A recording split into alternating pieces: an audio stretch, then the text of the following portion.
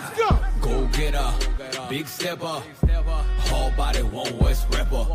Put on for my king, my niggas, certified one West hitters. Whoa, go get her, big stepper, hard body, one West rapper. Put on for my king, my niggas, certified one West hitters. Whoa. Yo, what you say? No, we don't play you out your mind. Watch what you say, that type of shit could get you lined. And if you search, then let me tell you what you'll find. The city is mine. Just a mud who became the pick of the litter. Now my name ring bells when you talk heavy hitters. Nice nigga, but don't make me transform like Thriller. Sam Cooke a nigga beat like I was born by the river. Go get her, you piss her, you get off of the shitter. Can't put you in the spotlight, you niggas are with her. Keep an eye open round for any nigga that slither. Cause it ain't no sunshine here like Bill Withers. Whoa, fuck you know about this life I live. How you gon' talk to me like I ain't lose no rib? Like I ain't lose no crib, ain't lose no kid. Ain't sleep in my car and I ain't lose no gig. Shit, I never gave an order that I ain't did. And I ain't never take a fucking thing that I wouldn't give. Always kept it a bill, homie, I ain't fib. And if I had to go sit, then I just do my bid. Yo, my whole team full of steel beams we can't fold. Your whole circle full of some squares you can't roll. That's why we always take it to levels you can't go. Talk shit, but you can see me with these hands though. If looks to kill like Cyclops, these niggas wanna see me in Pine Box. Know that on my watch, got a better chance to rewind clocks when you quit nigga when time stops, bitch. Go get her, big stepper, hard body, one West rapper. Put on for my king, my niggas, certified one West hitters. Whoa, go get her, big stepper, hard body, one West rapper. Put on for my king, my niggas, certified one West hitters. Whoa. This flow is award winning. Torment them, bomb to death, I'm bored with them. Trash him, throw him away with the has-beens. Ice cold with the flow, I'm Alaskan. You was in the fucking jungle in the past tense. I be with the lions, they my friends, Carol Baskins. And like her, they'll never find a body. Tiger stripe tracksuit, feeling like Joe Exotic. Shit, I don't know what it is, but I know I got it. Feeling like Alonzo, surgical with the shotty. All you see is skull and bones, Illuminati. Probably, I be the illest nigga to do it. I just talk shit on the beat and they call it music. I just come provide you with heat, remain the coolest. You ain't never been in the street with all the shooters. I was sipping yak with rioters and looters. Gotta keep my boots laid, shoot straight. Run up on you with the deuce 8 in a screw face. It's bad out here, my style effortless. 2 hands hugging a Ruger, so affectionate. A lot of suckers don't want war, I'm respecting it. Biggest stepper, snatch your plate, the hood starving. Cause they got beard shoot trades like James Harden. Straight from NY to Philly, we still mobbing. Go get her, big stepper, hard body, one West rapper. Put on for my king, my niggas, certified one West hitters. Whoa. Go get her, big stepper, hard body, one West rapper. Put on for my king, my niggas, certified one West hitters. Whoa, whoa, whoa, whoa, whoa. Alright, we gonna take it to the new school right now. My man Shaw, South Cat, holding it down. You know we waiting on y'all.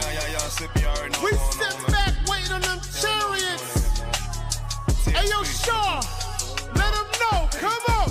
Talking about how much money you got, but in reality the Lord just got you there, don't watch it fall. What's gonna save you in the end, but if you don't know, comprehend. Choose knowledge over silver and gold. No, we ain't the same, I'm in the UPK. Ordained by the Lord to drop the jewels to poverty. The poverty, it looks so wild when we out on this bitch. And no, we don't play no games, so stay home, little kids. It's like a sword what we say, but it's in the game like EA. Boy, know your lane like freeways, or I have to see like CJ. I got my grind and replay, but I want your life like relay. I'm at they neck, cause I'm up next, nigga. In my chariot, I pick you up from uptown, uptown. Niggas swear they gotta hit, we'll batter up now, but we are not the same. I'm a priest in private, okay. Got money paying tithes for me. My people starving like some damn puppies. I'm a big dog, use a damn puppet. The lowest nigga in the school can probably show you something. Somebody bring me some wine. Is it my baby? That's Lil' Bae. I call her that cause she whine. I'm in my mood, that's all the way. I should have been named prime time. But I'm a prince, so call me Shaw, and I'll be quite fine. Yeah. Tear it and I'm whipping. I'll whip it like a new slave. The rose is different. All right, no sweat. All right, so Israelite School UPK in Milwaukee. That's the Israelite School of Universal Practical Knowledge.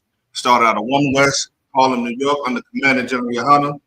What we do is we teach Blacks, Hispanics, and Native Indians the truth about the history of our people. You understand? Like, we've been taught that we African American. We've been taught that we've been taught that we niggas. You understand? Really, if we're gonna take that word, we can reapply it. And what we've done in the Israelite School UK is we've rebranded the Israelite School UK, and we've called university. Real nigga university, that's where you can come and find out exactly where in the hell your history has been taken and put in. It a lot of in the book, you didn't even know who you are today. And then here's another thing about it. What's stunning to me is that we don't even care. We don't even care. And that also has its roots in something. So first of all, the white man devil that the Bible speaks of. Now, when I say that, what am I talking about? Devil, I don't mean a little red man with ears and horns and a pitchfork and a tail that's wagging his tail sitting on your shoulder. That's not what I'm talking about.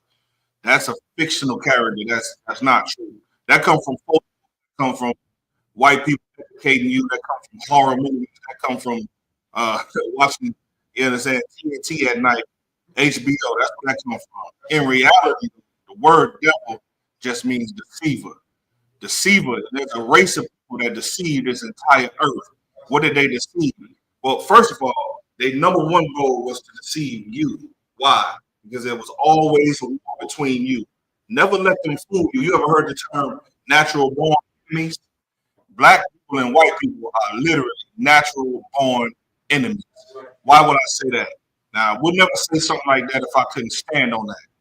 If you look in Genesis chapter 25 and verse 23, it'll tell you that the progenitor, which is the father of white people, and the progenitor of black people, Hispanics and Native Indians, which is Jacob, that they were struggling in the womb together. Matter of fact, get that scripture for me. Go ahead. And now listen, we going live because we broadcast here from Milwaukee all over the world. We all over the world. Now listen, here's what you can't do. You can't throw away. Now, here's what I do want to do. I want everybody to know out there that's hearing my voice. What we do is we pick up the Bible and we wipe religion off of it. You understand? Religion is not the way of the Bible. You understand? Go to Genesis chapter 25 and verse 25. Excuse me, 21. You can start at 21. Now, why is it so important to wipe Christianity off the Bible? Because a lot of people think that Christianity got something to do with how you follow Christ. In today's time, it just really don't. Them niggas are the most vile, disgusting, drug peddling, weed smoking, crack stealing, hole popping. That's, you know what I'm saying? That's what you get out of Christian church. We all grew up in it. I grew up in a Christian church where what? Well, one day I can go in there. First of all, the day before I went in there, I was at the club. I don't even get it twisted. I was at the club. Yeah, bitches were shaking booty everywhere. You understand? I'm throwing down, smoking weed, all this before I found the job, right?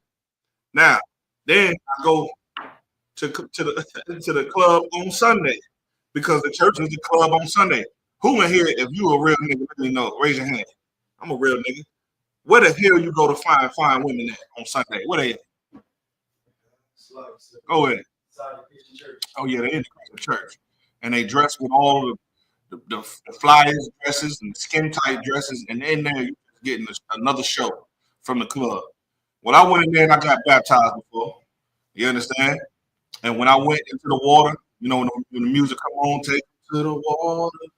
They took me to the water, dumped me, Before I went into the water, I was a drug dealing, gang banging, killing, murderous, bank robbing bastard. I ain't give a damn. I was selfish. You understand? I'm selling my community drugs. I'm fighting over corners and blocks, doing all that. Then he dumped me into the water.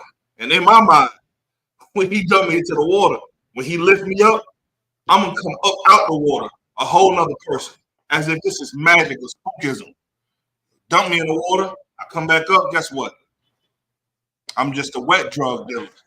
You understand? I'm just wet to the fire. That's all it is.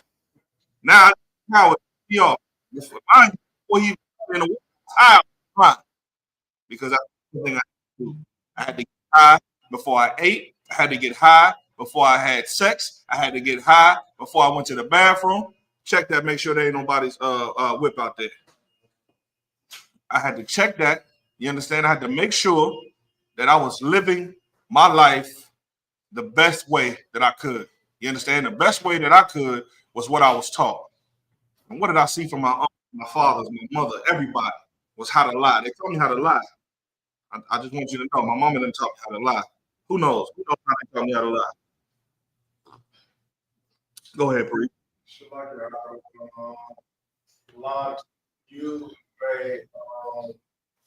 You like other people.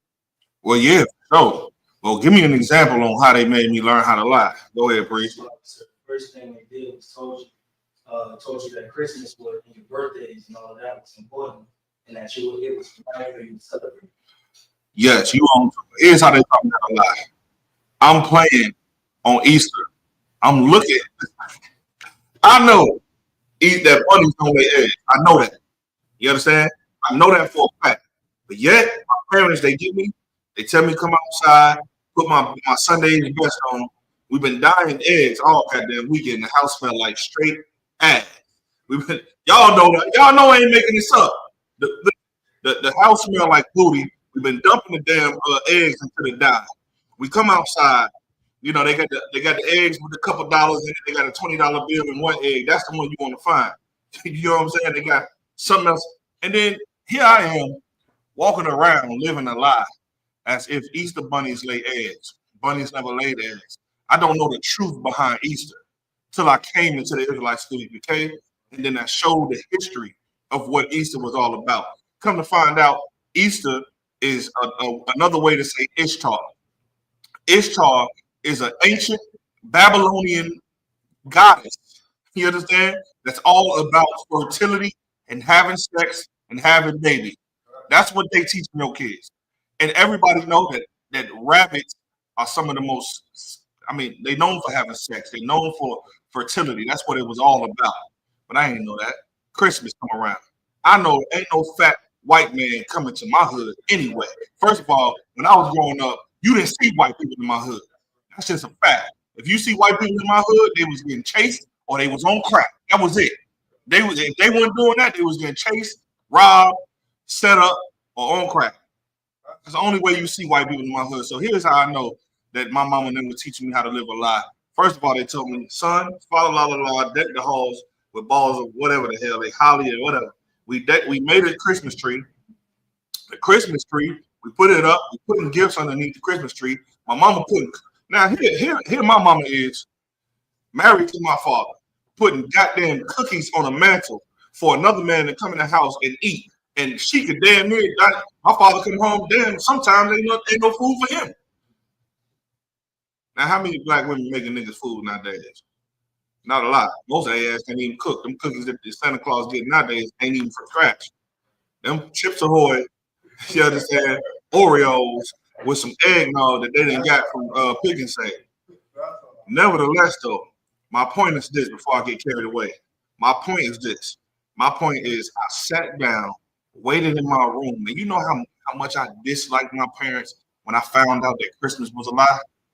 I ain't even rock with them like that no more. I knew that they could look me straight in my eye and tell me a lie. They told me, go ahead, go to sleep, baby. Santa Claus gonna be here tonight to give you them presents. Now, let me tell you something. My stupid ass waited all night. You understand?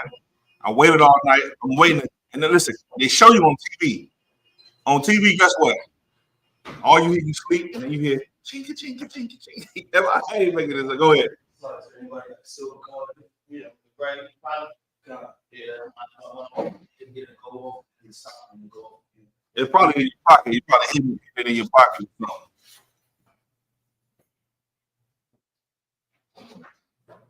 But yeah, so basically, I'm waiting all night in the head, chinky, chinky, chinky, chinky. I'm waiting to hear Donna and Blitzer and Rudolph touch the roof of the apartment building. Now, mind you, I live in an apartment. We ain't got no chimney. So I'm trying to figure out how the hell Santa Claus coming down the chimney in my apartment. I don't even, you understand? You got to come from the front door or the back door, somebody's window. Now, I know how crazy my pops is. Anything comes to that window, window. That's it. Whatever comes through the window, live with us. That's it. Yeah, so I knew they were lying, but something in me as a kid wanted to hold on to that. You understand? And then I knew when Santa Claus did not come. You understand? Santa Claus didn't come at all. Never did. Each year he never came. The Tooth Fairy never came. Yet my parents looked me square in my damn eyes and told me, son, go to sleep, be good. Make sure you be good. Because he making the list and he checking it twice. He going to find out if you're naughty or nice. And when I found out that was a lie, I was the worst in the hood. I was the worst kid you could find. Because we got wise to the crap that my parents taught us. But they taught me how to lie really good. And that's what the Christian church does. Christian church teach you how to lie. You go in there, what they doing? It's a concert. Every goddamn week is a concert. Why in the hell they got a concert? Let me tell you what Christian church and a Michael Jackson concert got in common. Here's what they got in common. Good music, good theatrics, and people foaming at the mouth, insane, going crazy. That's the same thing they got in common. And that's them. That's what the music industry is built up of. Live music, bands, concert. There's just a certain thing that happens because I'm a studious person. I always got to research something.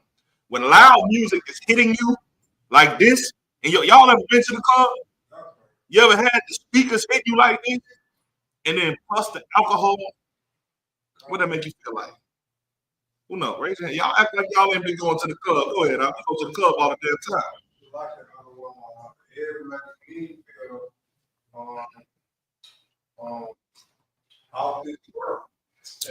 Yeah, man. Alcohol with the music, the vibe, right? Women walking around. You understand? You feeling good. It makes you feel great. Gives you a sense of euphoria. And that's exactly what they do with these concerts. You ever been to Lollapalooza or Coachella or any type of concert that you can find? That's what you get. And that's the Christian church. And they know that it's worth something. So you know what they do? They ask you for your bread. When they get your money, it ain't enough. It's always building fund. Hey, we got to have the building fund. We need the money. We got the light fund. We got the ceiling fund, the building fund. Everybody got a fund. Yet the pastor always buy. And your mama, when she need light bill paid, he always tell them, let's have I'm going to call my prayer warrior. You ever heard of fucking prayer warrior? Where you get a prayer warrior from? Like you finna pray yourself out of a situation. That's how stupid Christianity got us, man. As if we supposed to be, listen, in a time where you supposed to be saving your life, I done seen this happen before. Because I probably was the one behind the gun. I ain't gonna incriminate myself too much, but I probably was the one behind the gun. You understand? Somebody tell me something. Hey, wait, in the name of Jesus, God, help him, Lord. Can't you put a blessing on him? Please, Lord. Tell him that, man, I didn't give a damn about none of that. Listen, man, tell me what you got. I mean, let's see if God hears this for real. And then, listen, that's not true. In a time of fighting, do not pray. You pray before the fight. When the fight is on, you an idiot if you get prayer. You just want to die. Go ahead. If I could say what you're saying is so heavy. When I was down in Florida with the last hurricane, when it went through, I was down in Tampa, the area. Mm-hmm. The mayor told us, they said, everybody evacuate if you don't, you're going to die. My father looked at me and he was like, I'm just sitting here, I'm afraid of God, and he turned a hurricane. Yep. Oh, there. Christianity, they don't care. You know what I'm saying? All they think their prayers, even though they got keeping the whole set of commandments, they think their prayers that heard about the Lord that He moved on their behalf. There's a criteria for the Lord to hear your prayers, and it's as simple as this: if you don't keep the law, statutes, and commandments of the Lord, He's not hearing your prayers. As a matter of fact, you hate them. Why would I say that? It's cold. Why would I even say that? God, you God don't hear my prayers? Hell no, He don't hear. Why would you say that? It's in the Bible. Because somebody can get the scripture while we about to get this one. Listen, white people are your natural born enemy. They've been putting the wool over your head for so long that you think up is down and down is up. Give me Genesis 25:25 while they looking for that. Let me show you how white people are your natural born enemy. Book of Genesis, chapter 25, verse 23. And the Lord said to her, two nations. How many? Two nations. Now this is the birth of white people and the birth of blacks, Hispanics, and Native Indians. Us. You know what I'm saying? Us, Latinos, Hispanics. This woman is carrying these two nations in her womb. Read. Two nations are in thy womb, and two manner of people shall be separated from thy body. So you got two different type of people in one womb, and when they born, they're gonna be separated to get them out of that. When out of her bowels is out of her womb. Excuse me. When they come out of her womb, they're gonna be two separate type of people. One gonna move like this, the other gonna move like that. We don't. And the one people shall be stronger than the other people. Oh yeah. Who? Let me ask you a question. White people got America because they stronger than us? Hell no. Listen. I'll take on 4 white men right now, me alone, by myself, handling them real well. They don't have this because they stronger than us. They don't. They just stronger than us in wickedness. See, we think we gangster for real. Ain't no killer like the white man. You might think you really a killer, but the white man. Remember, we in the city of Jeffrey Dahmer, have we not? Jeffrey Dahmer was around here. I'm talking about. Not only was he abducting black men, he was having sex with them. And then he was killing them, drilling holes in their head. This is crazy. Who even think about doing this shit?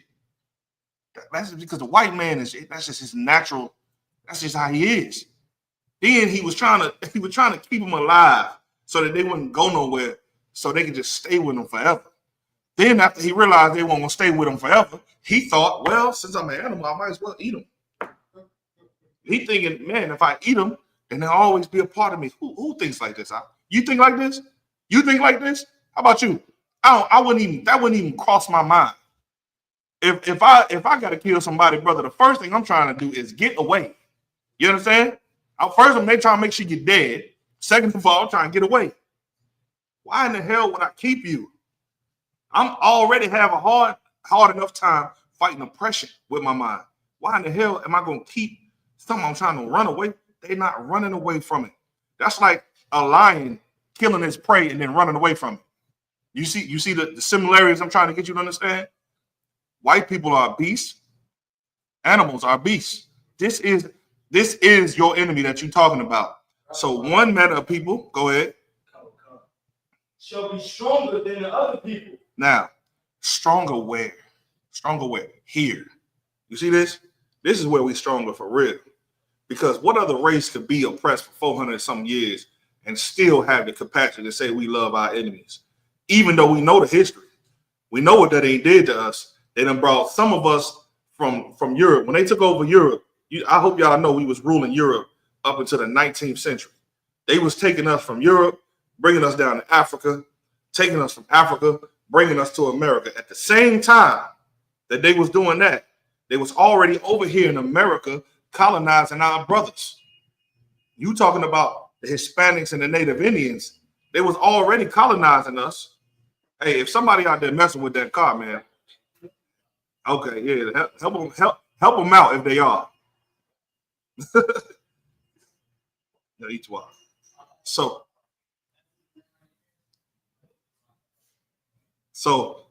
listen, one thing for sure, two things for certain. Our people, bro, are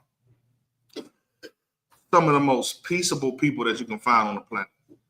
We still trying to have peace with white people, but they show you in social media every damn day that there will never be peace. There ain't gonna be no peace. We done marched. First of all, before we got to march, they was over here slaughtering and unaliving the Native American Indians who was black and brown. Here's what then they gave you colorism. They told you, oh, them light-skinned Native American Indians, them ain't the real Native Indians. Now they got you hating your own brother, your own kind, over skin color. You understand? It's the same way this Negroid in the back, light-skinned, I'm light-skinned. This the nigga right here. His daddy black, he black. I'm a nigga. I'm black. My daddy black. See, we don't deal with colorism. The problem is this. They get you to hate yourself after they murdered you, and then now they can live a happy-go-lucky life. You see how they walk downtown Milwaukee like they don't have a care. They don't have a hate for nobody. Why? They ain't got to do no more hating. They can systematically do the hating as they write the laws that oppress you, give you a damn ticket every time you park your car in front of your house. Why? It's in front of my house. It's like, you know what I'm saying? This is oppression. They can just walk them down and love each other while we hate each other. We'll do the job for them. They ain't got to kill us no more. They don't need no KKK to do the lynch party. We'll do it for them. I mean, come on. What are we doing here? The problem is we still want to love them. America is not where you love. This is not your rest. That's what the Bible says. This is not your rest. Stop getting comfortable here. Listen, there's so many scriptures that we can get to. Let's get to this one real quick because you got to find out. And the Bible done gave you the whole blueprint on who you dealing with. Because we done dealt with white people in our past. We know who they are. We know what they should be. But in America, as they wiped your identity out of you and told you that you was African, told you that you was anything else except for who you were, now you don't know where your records are. You can't look in your records and find out because you don't have them. And then they took your records and turned it to a religion and then pushed it over all the world and told you Christ loved everybody. Christ died for everybody on it. That's a lie. That's a lie. That's not in the Bible. The Bible says that nigga named Christ, who is our king, he died for one race of people. That's a fact. Nobody can prove me different. That's just how it was written in the Bible. Yeah, you got to contend with God if you want to look at that. Here you are. We don't know which way is up. We have no clue which way to go, except for now. Now we do. But it's so unpopular because what's popular is niggas killing each other, niggas robbing from each other, whooping each other on social media, somebody throwing a football far, or dribbling the basketball, shooting it in the hole. That's what's popular. You see what I'm saying? Us making white people rich and happy is what's popular. This class right here, this is the most unpopular thing in Milwaukee for now, until we take all our brothers and teach them what we know. Now, if we arm the brothers with what we know, because this isn't a religion. This ain't like Islam. This ain't like being a Moor. This ain't like 5%er. This ain't like Christianity. This ain't like Hinduism or Buddhism. All of that is what all of that got in common is this. They all will accept everybody. That's right. But you cannot, as a black man, I can't just say, oh, I like Japanese women and I love to watch anime, so I'm going to convert to a Japanese man. It don't happen like that. You understand? I can put on a robe. I can put on a samurai gear. I can take the sword, the honey hanso sword. You understand? The katana. I can even start learning how to speak Japanese. But I'm never going to be a Japanese man. Why? Because my father was a nigga. That's the point. Like, be who you are. Black people always say we like to get back to our roots. I want to get back to my roots. Who you are is an Israelite. Being an Israelite is not a religion. Being an Israelite is your blood ethnicity. You descend from a man named Israel. We're about to read about him right now. His name was Jacob. It was changed to Israel. Keep reading. And the elder shall serve the younger. Now, one of them was going to be stronger than the other, and the elder will serve the younger.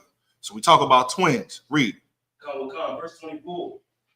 And when her days to be delivered were fulfilled, behold, there were twins in her womb. Because back in the days, it's like they didn't have sonar. They didn't have what's that that you go and get your ultrasound. They didn't have an ultrasound back then. Usually it had to be a person to just tell you, yeah, you got 2 babies, and you didn't believe it until the babies came out. Well, when the time for her to be delivered was fulfilled, that's when she found out she had twins, and she believed it. Before that, the priest of the Lord told her, you got 2 babies in you. They 2 different type of people. That's why they fighting in you. You know what I'm saying? One going to come out different than the other. One going to be stronger than the other. The other one is going to serve the other one. Now she having a baby. She find out they twins. Read on. Come. Verse 25. And the first came out red. One of them came out red. Now, this is an identifying marker, right? Because being red is one of them, but the other one is different. Read. Come. All over like an hairy garment. So here's the identifying markers. One of them came out red, and he had hair all over like it was his garment. You understand? Last week, we was bringing up pictures where it showed what we depicted white people to look like back in the 1900s, back in the 900s, the 800s, the thousands, 1100s, the 1200s. I don't know if you can find that among a bar, but if you can find it, you can put that up. Go ahead. So like it's in the display. Where it have to go to where you see the fire coming up nonstop. You have to take that off, remove that, and then remove you from the screen. All right, let's give them a second. Let's see if we can find that. Oh, hold on. I see something, but you got to remove me from.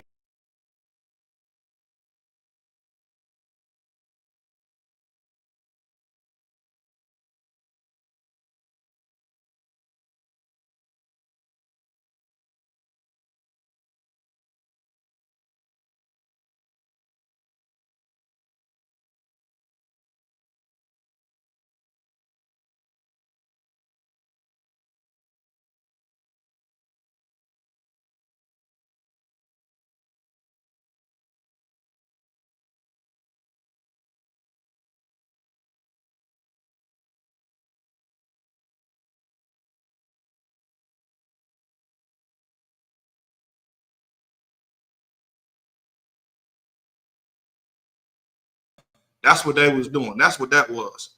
You understand? This is how we depicted white people back in the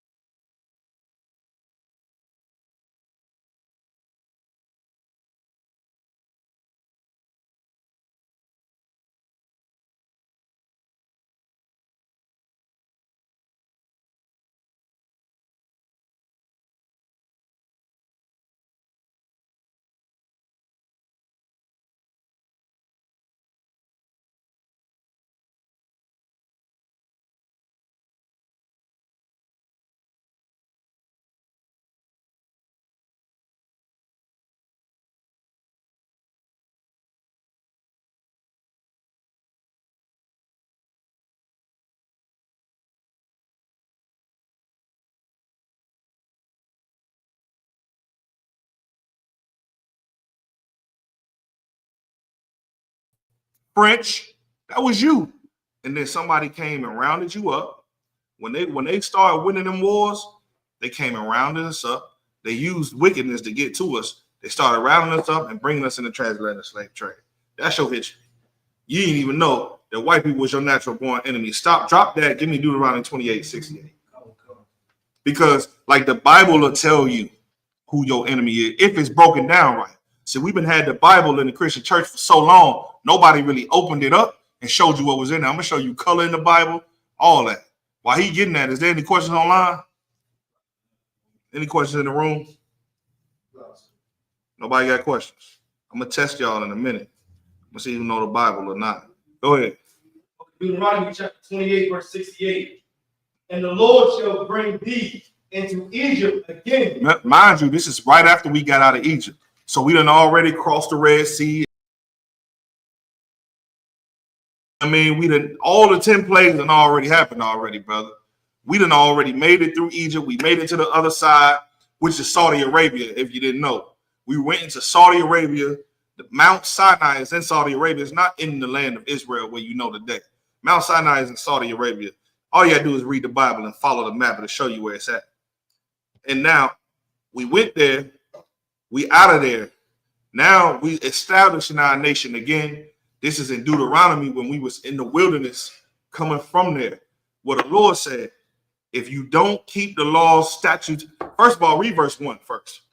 Read verse 1. The book of Deuteronomy, chapter 28, verse 1. This is, okay, so if you want to find all the curses that black people have on them, it's the book of Deuteronomy, chapter 28. Now, it's a whole list of them. It goes all the way down to like 68, even further, right? All of those curses only fit one demographic of people. That's blacks, Hispanics, and Native Indians. Now, all of the races that's on the planet, you would think that they would fit every race, but they don't, which is how you know that every race ain't God's chosen people. Right. This only fits blacks, Hispanics, and Native Indians. And it happened because the Lord said in the beginning, he gonna read it. The curses come when we don't keep the law. Read. And it shall come to pass, if thou shalt hearken diligently unto the voice of the Lord thy God, to observe and to do all his commandments, which I speak which I command thee this day. Now listen, this is right here. This is one of the bedrock things that have changed the black community overnight. If we knew who we was as a people, and we came back to our culture, because every culture got their own set of laws, their own system of justice. They got their own economy. They got their own government. They got their own army. We the only ones that don't. Yet we come from the people that everybody stole culture from to formulate the foundation of what they call law. Go ahead. I agree. They said we was everywhere. So we was everywhere. We was so strong, so wise, and so powerful. How we end up here? Like I understand. Okay, they might conquer some people over here, how we everywhere like we is? That's an excellent question. How we? That's the part of church, man. Everybody like. Hey, man, get the way you put some secrets away. That's cool. You put some stuff away, but they do it all at once. So even if you get it, a couple of us slide after the toes, this and told that right there. How will we end up here? That's a great question. How do we end up here? Like we so far, we're so high. Like, we just got to go everywhere at the same time. Like they can't move like the same. They got to text or email. Like that's a great question. I'm gonna tell you why. Hold on 1 second. Go ahead. Hold on. Look, y'all had his hand up first. What? The book of Deuteronomy 28:15. All right, go ahead. Well, first keep reading that, because what we reading right now is gonna show you how we got. So first of all, we was a people at one time, we ran the world. During King Solomon's time, we ran the earth. Meaning he had, you know how America got an embassy everywhere in every single country? That's how we were. We ran the world. We had an embassy in every single country. Every country was giving us tribute, meaning they was paying taxes to us. Every single year. I'm going to tell you. Because what he about to read first, listen to what he read. Go ahead. Keep reading Deuteronomy 28:1. And it shall come to pass, if thou shalt hearken diligently unto the voice of the Lord thy God, to observe and to do. To do what? To observe and to do all his commandments, which I command thee this day, that the Lord thy God shall set thee on high above all nations of the earth. Equal to all nations. Above all nations of the earth. See, here's what we don't understand. We don't know what the laws are. The church is telling us that the laws is done away with. God said that we supposed to keep the law. If we keep the law, then we'll rule every nation on the planet of the earth. You want to know how we got there? Read 15. Drop down to 15. Deuteronomy chapter 28, verse 15. But it's just this simple. This is the answer right here. Go ahead. It shall come to pass, if thou wilt not hearken. If you will what? If thou wilt not hearken. Go ahead. Unto the voice of the Lord thy God, to observe and to do all his commandments and his statutes, which I command thee this day, that all these curses. All these what? All these curses. Shall come upon thee. Listen, it's a curse that we in America today don't know who the hell we are. If I was to read this entire book and break it down bit by bit by bit for you, each verse, and break it up, you'd be like, damn, that's us. Well, shit, damn, that's us. Well, damn, that's us. We'll be saying that all the way till we get to 68. Matter of fact, let's do it. Because this answers his question. You see what I'm saying? This is the answer to why we on the bottom. If we was to learn the law, yeah, everywhere. It don't matter. It don't matter where you at. Nah, listen. It don't matter where you at. It don't matter where you at. I understand. If you an Israelite and you share the blood that me and you share, it don't matter where you at. Ain't no running from this. You can go, hell, maybe we can have a good life on the moon. Fuck no, it's not happening. If we don't keep the laws, statutes, and commandments that the Lord gave us, no matter where we at, bro, we're done. And we need to do that as a people. The same way he gave us the law as a people, we need to come together as a people. You want to know the only thing that's going to make niggas listen? More pain, more death, more babies dying, more abortions. You understand? That's more cops unaliving black men and black women, like more riots in the street, more burning down everything, more poverty. When you ain't got no tissue to wipe your butt, that's a crazy situation, ain't it? Remember during the COVID, tissue went out of style in the markets. You couldn't get none. People fighting in the market over damn tissue. Problem is, we're in need and want for everything. And if they just to cut us off, we fucked. We're done. We don't even know which way to go. The problem is because we don't know who we are. Secondly, because we don't stick together. Thirdly, because we don't have a law. We all evil. Listen, let's say we all kept the law. All it takes is one bastard to backstab the whole nation. That's all it takes. One bastard, which is why the law is so important, because if we catch a nigga breaking the law, you either going to be up, exiled, or you're going to be put to death. Why? Because that's what the Lord requires. Why?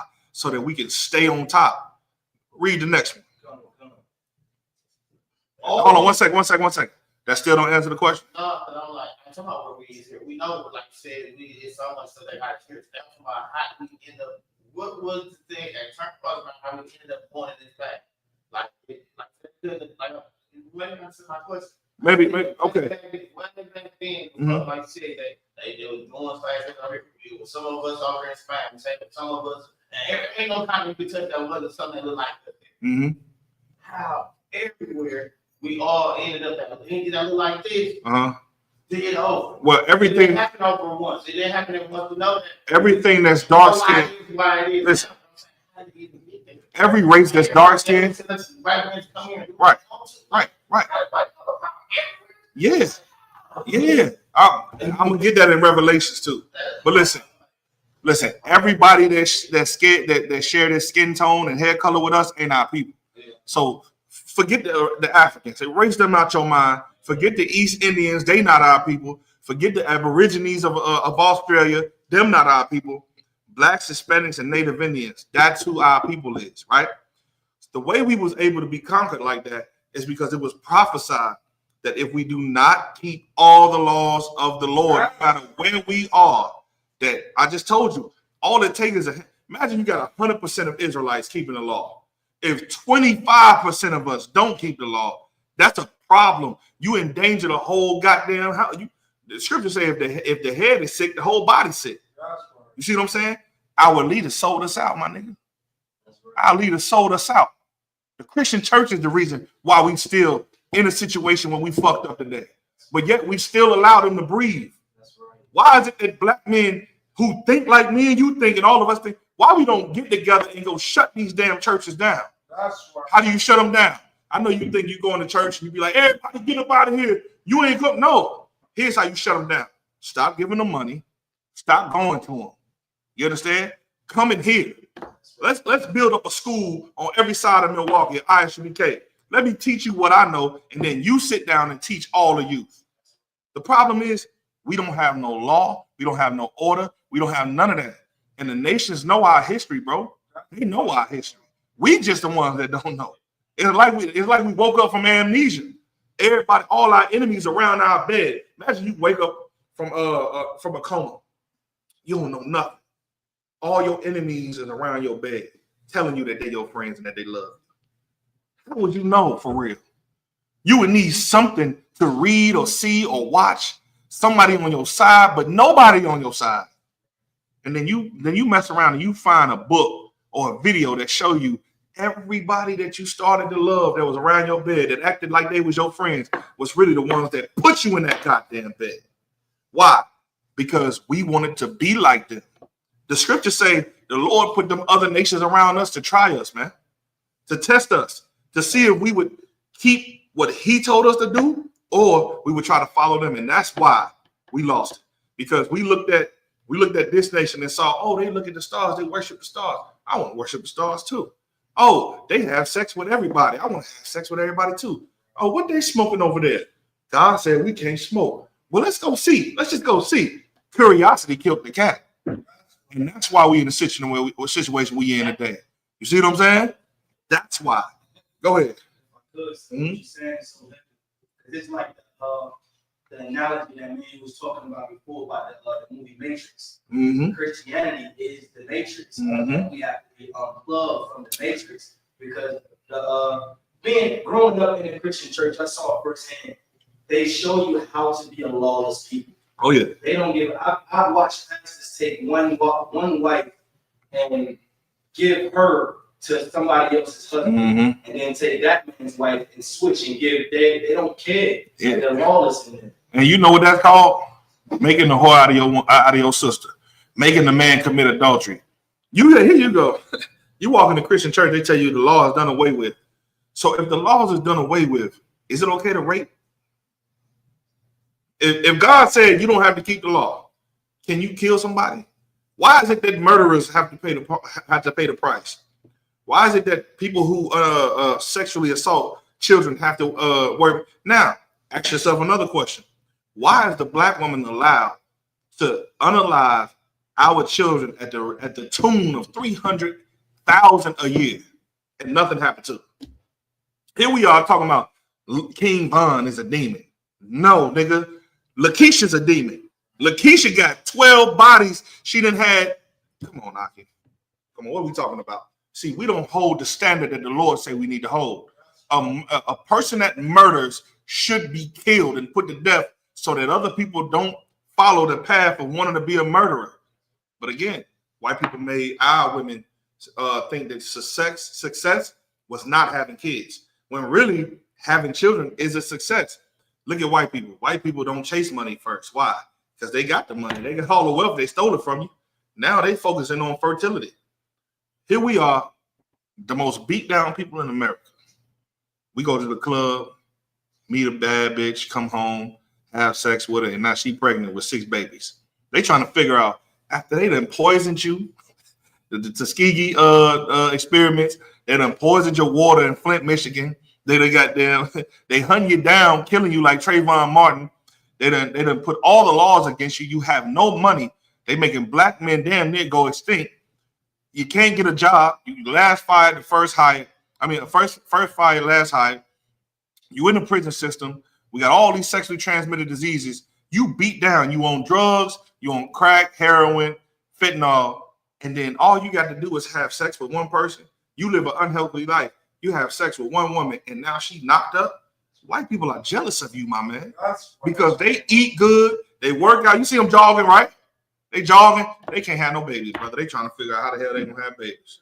And here you are in poverty, and you pushing out hundreds of thousands of babies in 1 month as a people. How can they get you to? How can they keep your numbers down? Teach your woman to be the devil's lieutenant. Our women are the white man's lieutenant, whether you like it or not. You understand? How did they do that? They gave them all the good jobs. They give them all of the programs. They give them all of the kids, and they give you nothing. They kick you out of the house and tell you you need to be a man. But every time you go out here try to be a man, you can't get a job. You can't get nothing. The police stopping you. You got tickets out the ass. You oppressed. Then your partners, they're trying to kill you because you got better clothes than them. I mean, God damn, you can't, wherever you turn, you can't get a break. The answer to all of that is Isupk. This is where brotherhood happens. You understand?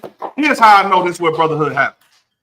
Here you are in the UPK. Here you are, then carved out a society in America that works, and then now we international. We got schools everywhere.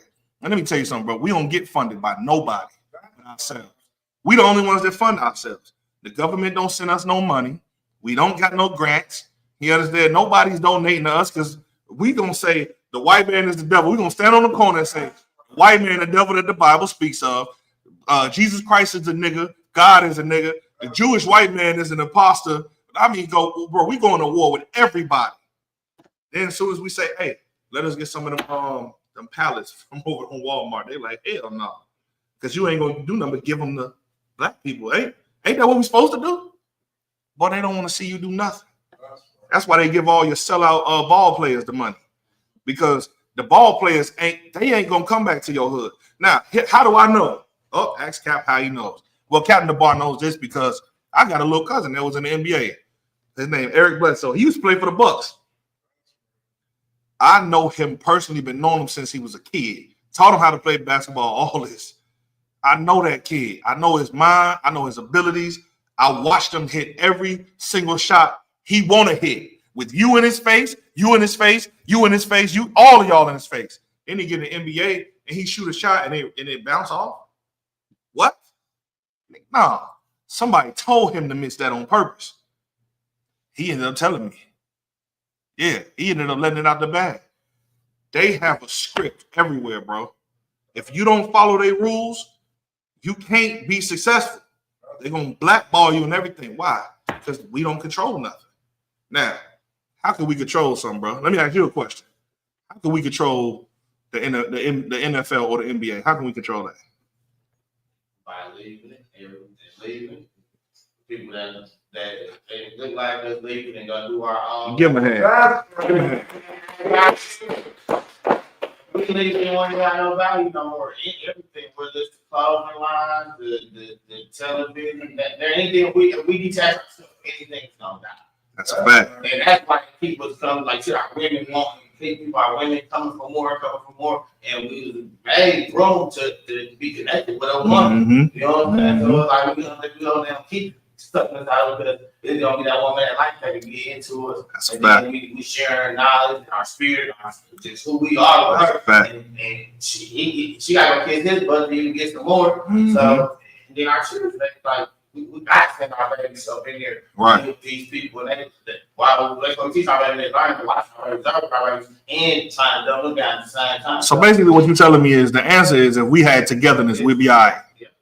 If we had the right leader and we had togetherness, we'll run the earth. That's what you're telling me? That's a fact. That's a fact. Give him a hand. The only reason why we got to even send our kids to these schools, no, first of all, bro, I'm not an idiot. I know they ain't teaching my kids nothing at school but how to be vain and hate each other. That's about it.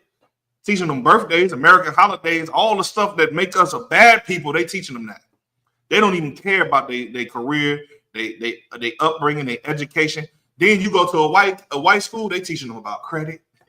You understand? They teaching them about how to bank, how to start businesses. Man, listen, there's an article. I'm gonna see if he can pull it up. There's an article where this white school, they invested, so their parents let them go out and like sell candy bars, do a lemonade stand, do whatever they could do as a class collectively to earn money. Then they also had a GoFundMe so that whoever wanted to support them could support them in their business venture.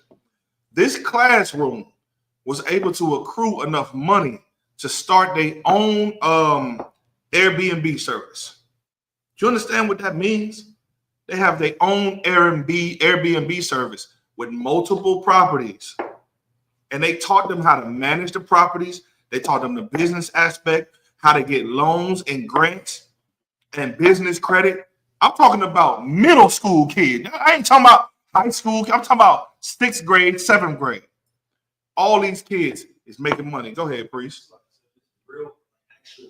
No, this real life properties. Go ahead, Roger. So I'm gonna come to you next. Just like in school, today they was teaching us about how Abraham Lincoln was one of the best leaders in the whole world. We hear so much about black people. They want us to study about him, and so that we can be like him. Well, here's the good thing about you. You in the truth. You understand? So now when you write a paper, you can give the actual history about Abraham Lincoln. How Abraham Lincoln said out his own mouth, he never meant to free the slaves. All he wanted to do was make it to where white people can come together under something. That's why they fought that whole war. That's why he emancipated the slaves.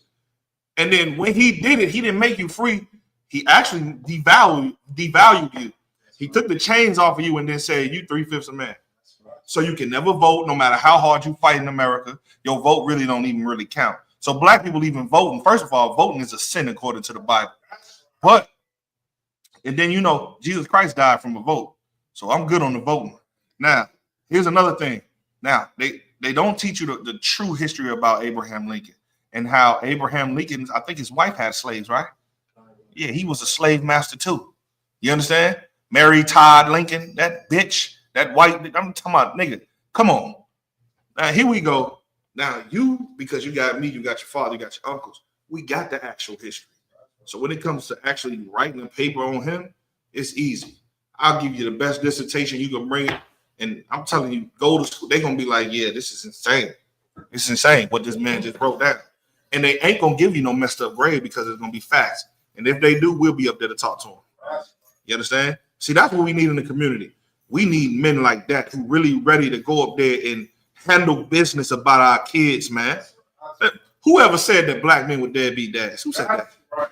Who said that? Yeah, I'm in a room full of nothing but fathers in here, man, that love their kids, man. I'm talking about, and that's propaganda. Again, the media wants to shift us into this.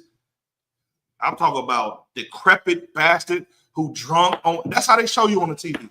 They show you your hair messed up, you're drunk out your ass hanging out your butt, your pants.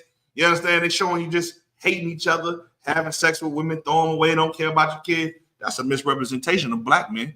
Let me tell you something. Them Asians don't play that.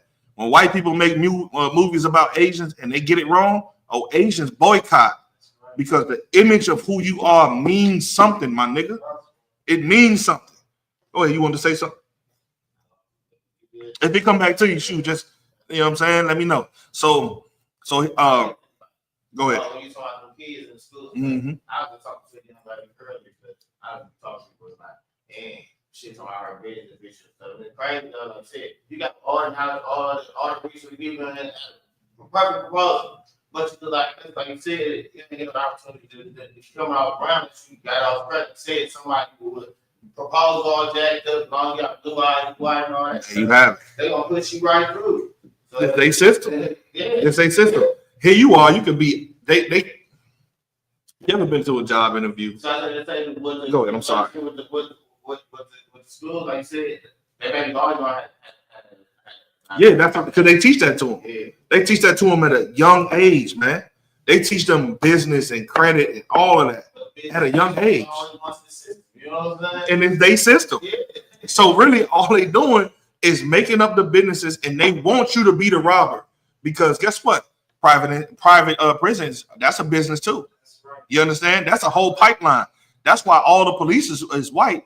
All the ambulance is white. The majority of the damn firefighters, they all white because they want to be known as when you kill yourself and you on the ground and you bleeding out, you know what saves you? A white man. They want you to look at them as God in every figure of life that they can. 1 second, Roger, go ahead. So what you're saying is so heavy. While they teaching their children how to be great in this lane, they teach us in middle school and high school that 1 out of 3 is gonna make it out the hood. Come on, man. The second one is gonna die. Come on. The third one is gonna be locked up. And that you're gonna die before you're 25. We say that if you make it past 25, you an OG. Ain't that a bitch? Ain't that a bitch? Like, how the hell I got to live to have some? Like, that's crazy. Understand this. That's a statistic that said black men don't make it past 25. That's a statistic. Look at that. 300,000 of us ain't making it at all in a year because somebody aborting you. You understand? For what? A college education? Where they got to pay back a damn loan anyway? I mean, come on, man. This is crazy. Go ahead, Roger. At my whole school, they was teaching us that in slavery, that it was the black people that was doing bad, and that's why that the white people they was teaching us to be better people. Listen, man, I got 1,000 books over there that say different. I got a book called The Black Image and the White Mind. Brother, you read that book, you'll find out. This is how they was thinking in the 1800s. Matter of fact, find that book, Aratazai. It's right there. You see The Black Image and the White Mind. Grab that. I'm going to read something out of that. At the top shelf in the middle, it's a black book with white words on it. You see it? Yeah, grab that. Hand that to me. Let me read one of these. Now, this is The Black Image and the White Mind, right? It's a debate on Afro-American character and destiny from 1817 to 1914. They're showing you centuries of what they think about you from when they got you and where they could have you go in the future. See what I'm saying? How they want you to think. What I said. Let me show you something. This book different right here, boy.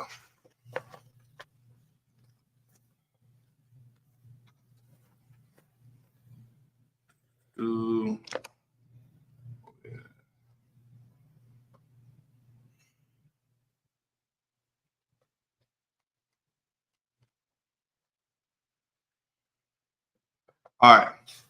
This is 114. This page 114. It says there was, in fact, a general acknowledgement among romantic racialists that women and Negroes were alike in the gifts they brought to the world. This is what they thought about men, black men, that women and black men are alike. What do they even mean? Listen. And then they said, in the gifts that they bring to the world, it says, Kimnot himself had maintained that the black race was more feminine and tender-minded than the white. Women and Negroes were also linked in the minds of many because they allegedly suffered similar repressions. It is not surprising, therefore, that there was a close relationship between feminism and abolitionism. Now, watch this. In all the intellectual activities which take their strange quickening from the moral faculties, which we call instincts, intuitions, the Negro is superior to the white man, equal to the white woman. It is sometimes said that the Negro race is the feminine race of the world. That is not only because of the social and affectionate nature, but because he possesses the strange moral, instinctive insight that belongs more to women than to men. Now, white people are telling you off the rip that you are the people who God made to have compassion and to be a better person than them. But really, they are not like that. They're cunning, they're killers, they're murderers. Remember what we read in the Bible? 2 different men of people shall be in thy womb. White people writing this shit down in the book that you're better than them, but you care too much. You care too much. Meaning, what do you have to do to make the woolly mammoth go extinct? You have to not care about the woolly mammoth. You understand? What do you got to do to make the ozone layer polluted? You have to not care about the ozone layer. What you got to do to push abortions in black neighborhoods? You have to, read my mind, you got to not care about blacks, period. Well, black people care about the ozone. We care about the whales. We care about the plants. We care about the fish in the sea. We care about the damn woolly mammoth. We just care. Why? Because every life should be able to be lived. But the white man is such a beast that he thinks that we should allow him to just make everything extinct on this earth. If we don't stand up to white people, no other race will. You understand? We don't have a choice, or else the earth is going to go extinct with this motherfucker, man. The earth is going to go, listen, your ozone layer, what's protecting us from the sun? Anybody ever thought of that? The ozone layer, my nigga. You want this earth to feel like Mars? We get rid of the ozone layer. If one crack, like if you have 20% of the ozone layer depleted, The rest can be gone. White people is trying to punch holes through the ozone layer. That's all they trying. The pollution is messing up the ozone layer. Like, bro, fish are beaching themselves because white people just got to eat shrimp. Why you got to eat shrimp? They just got. Do you know how much shrimp that they took out the ocean? How much shellfish, oysters, all that? Don't you know? They're not here. White people do know. They know that that's what cleans the ocean. When a whale dies and it hits the bed of the ocean, the crabs, the lobsters, the shellfish, the shrimp, that's what eat the carcass that keeps the damn ocean clean. If you had a fish tank, a 20-gallon fish tank, and you put nothing but dirt in there, and you drop one oyster in there, you come back in a week, that tank gonna be white. It's gonna be clear, crystal clear water. That's what they do. They filtrate the damn water. Why is you taking all of the things that make the ocean function? You taking it out because you deemed it a delicacy. Because the white man doesn't care. He just don't care. He's not qualified to run the planet. You understand? He's not. He's only qualified to murder. That's what they about. Now watch this. Read something else to y'all. It's a heavy book. I pray everybody get it. You better get these type of books too before this book cost $7,000. Remember how, I'm gonna give you a little history fact, right? 13 years ago, when we started first buying this book called The Russian Icons, right? The Russian Icons, you could get the Russian Icons for like $60 off of Amazon. Then we started using the book and reading it and showing. In this book, it'll show you all the nobility that was in Europe. It showed all of that on how they was all black people. But then during the Renaissance age, or the period where the Renaissance came, they whitewashed Shakespeare, Mozart, Beethoven, Jesus Christ, the Israelites, all of the Russian icons. Saint Nicholas, who you get Santa Claus from, they took all of that. Robin Hood, give me some more. Robert the Bruce, King James was a nigga. You understand what I'm telling you? Like, that's crazy. Isn't that great? Who is somebody who don't care? Somebody who just wants everything. That's the character of the white man. The white man sold his birthright just so he could eat, my nigga. It's in the Bible. Felt like he was about to die, so he sold his birthright to our forefather. That ain't our fault. Should never sold it. Now we got it. And the birthright is who gonna run this earth. They just not qualified. What did Martin Luther King say? You judge a man not by his skin color, but by the contents of his characters. Well, shit, if we look at the white man for the contents of his character, then he got to go. He need to be in chains then. Who gonna put him in chains? Not us. Not as long as we getting high and selling drugs and making out, having sex with every woman, throwing her away, hating each other, killing each other. It just don't work like that. We need identity first, and then second, we need a culture, and then third, we need togetherness. Because if we were to walk off all these jobs right now for 6 months, it's going to cripple the economy of America. But then there's going to be a reaction, because to every action, there's a reaction. You know what's going to happen? And white folks that's in the mountains that's been training to come down and kill niggas, they coming. They coming because they don't want to be the one to mop up McDonald's. You understand that? And man, didn't you see it in the Civil War?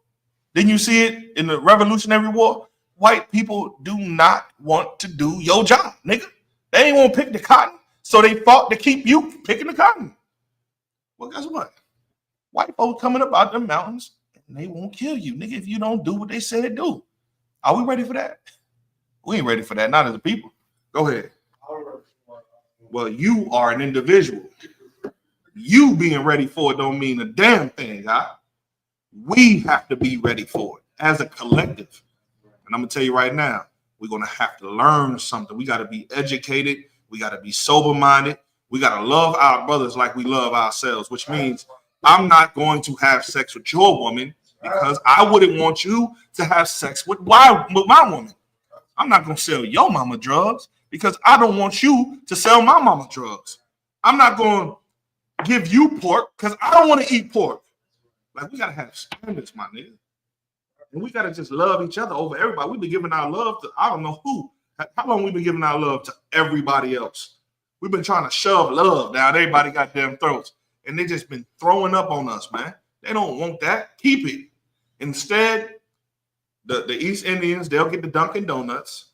We go to Dunkin' Donuts all the time. There used to be a time where Dunkin' Donuts was lily white. You go to Dunkin' Donuts, you say, I want an all-black coffee, and it was a white man giving you that. Now you go to Dunkin' Donuts, it's an East Indian with a dot on his head, red. He could barely speak English. What, do you want the donut? You want the donuts, the munchkins? Man, if you call for customer service, when they answer the phone, what they sound like? Among all, what they sound like, priest? You from East India with a name Michael. Y'all don't name yourself that. You got a name called Iglit or something like that. They don't even, you know what I'm saying? They done took over the telemarketing industry. They making billions off of the telemarketing industry. You understand? Guess what else they running? The chicken industry. Yeah. Guess what else they running? Go ahead, priest. Oh, they definitely scamming. They'll catch you both ways. They got you. Go ahead. I want y'all to name number one. Go ahead. The African people run the standard. They don't run it. They in it though. They don't run it. Let me tell you something them East Indians got. The hair weave industry.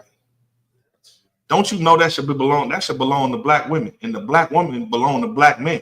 That's how it should be. But black women, the ones buying all these wigs, all this fake hair. Why? Why they buying all the fake hair? Because America done taught them that their natural woolly hair is ugly. You ever seen the doll test where they had the little kids and they said they had a white doll and a black doll and they said, which one of these are beautiful? Every kid chose the white doll.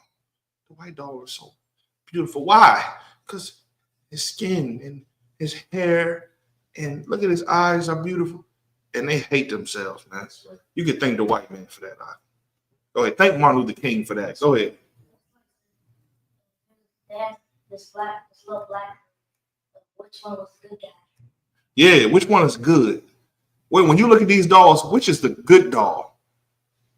Go ahead. She said the white doll. Yeah, she said the white doll for sure. The white doll to her is good, even though white people have done nothing but bad to us. Why in the hell are we looking at white people like they're good? You need a class to teach you that the white man is everything bad. Don't let them intimidate you. Nigga, you know you need to prejudge white people when you see them. A real nigga know that. When you see a white man walking down the street with a fucking book bag on, you better believe he blowing something up. That's what I believe. It ain't a white man that I see on the streets and I'll be like, oh, what he got in that bag? Check his waistband.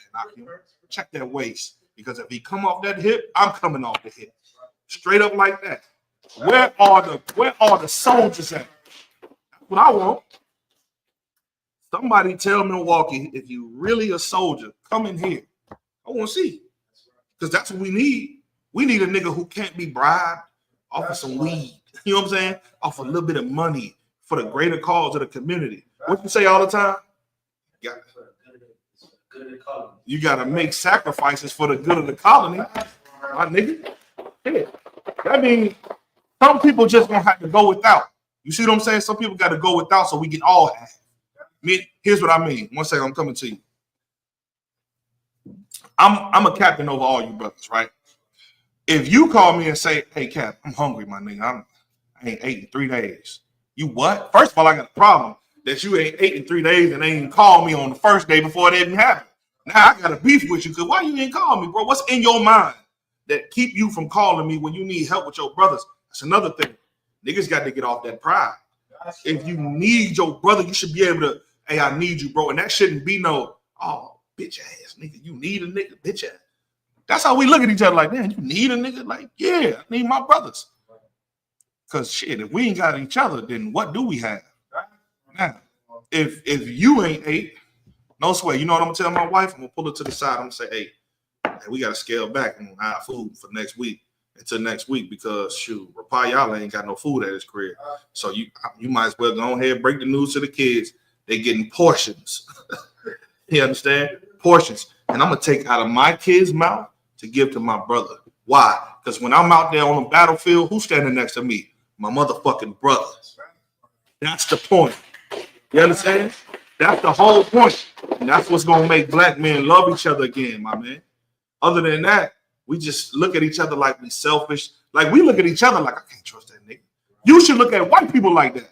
But you look at white people like, oh, Mr. White, give me a hug. I've been seeing black people do some crazy shit for white people, brother. You understand? The nigga that killed, what was that? Botham Jean. That devil that killed that brother in his own apartment. When she went to trial, the judge got off the bench. Got off the bench and went and brushed this bitch head. As if the white woman didn't need to be brushed. Then gave her a hug. Go ahead. Oh, yeah, it was the bailiff. The bailiff. Go ahead. Come on, man. Now, if a white man killed my child or my brother, we got beef for life. You understand? For life. It ain't I'm sorry. I don't hear none of that. Lord be with you. Big up to that cat that just ran over that goddamn that police officer. Big up to him. He and my nigga walked by all of them and was like, yup, what's up? I'll do it again. That's how niggas need to be. I'm telling you, we getting tired of this shit, man. And they don't, and it's like they don't even understand. It's like, how much more you gonna be able to do? You kick a dog and you put the dog in the corner and you keep hitting him with the broom over and over again, and then you give him a steak and the dog love you. Give the dog a bone, they love you. Oh, thank you. Even though you done abused me, it's called Stockholm syndrome. But after a while, that dog is gonna build up the courage to bite your ass. And then once it bites you once and it's mine, he need to go and keep biting you until you dead. And hell, even when you dead, the dog still biting you, just yanking on it, yanking. I know because I done bred dogs before. I done let him hit too. And once the other dog expired, the dog already still shaking. You gotta get him off of him. Get off of him. Out. You gotta tell him outward. Hell, he still don't get off of him. You just leave him there. He just gnawing on a lifeless dog. That's just how you got to be. You got to be like that with America. We need a military. Black men need to be re-educated.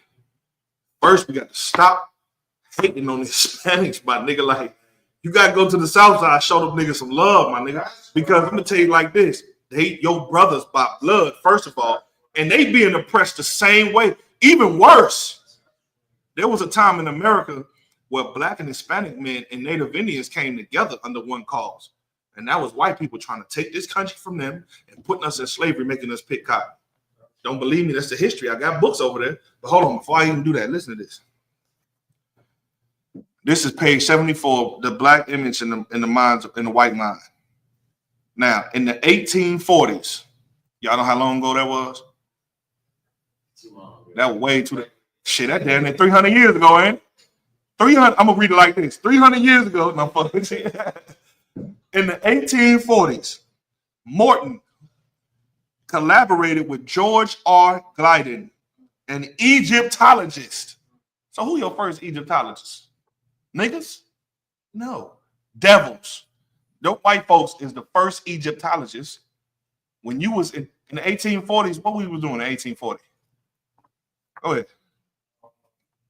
Selling drugs? Nah, wasn't no drugs then. Go ahead. Picking cotton, sharecropping. You ever seen the movie? What's the movie? Just came out, man, with Michael B. Jordan. Sinners. Y'all seen that movie yet? All right. Well, go if you go watch it. They was in a time where sharecropping was still happening, right?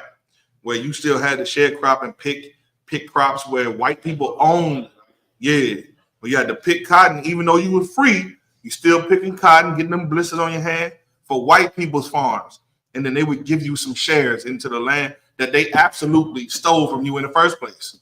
Like now, ain't nobody got no damn crops because they didn't never have intentions on giving you none of that land. Right?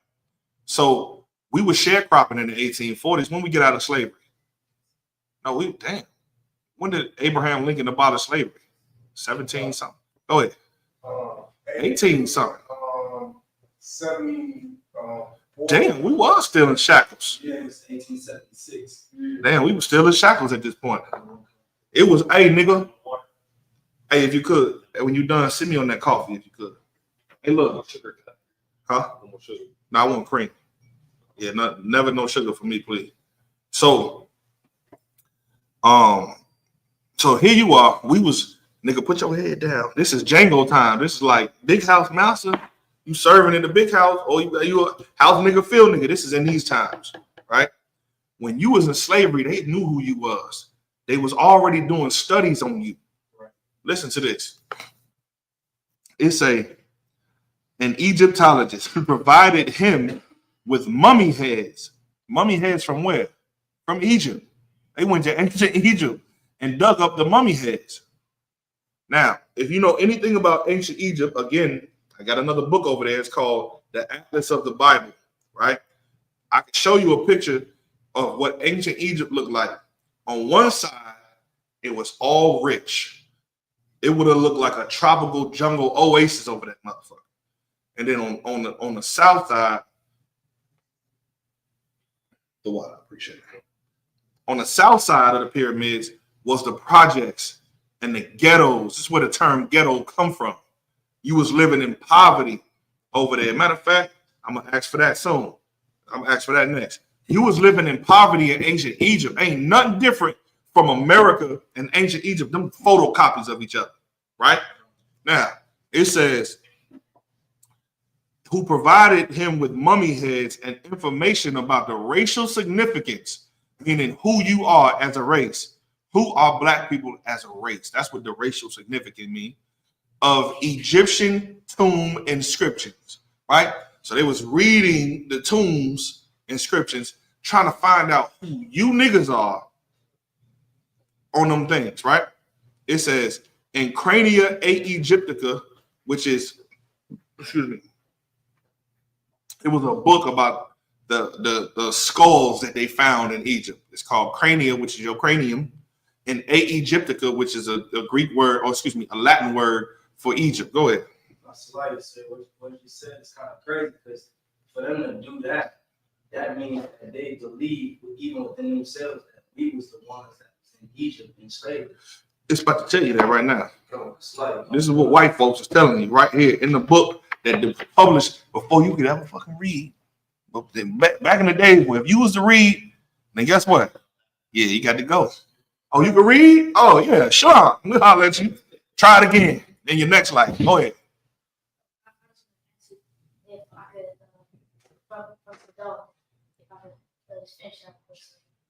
If you can do what? Speak louder. Say it with your chest.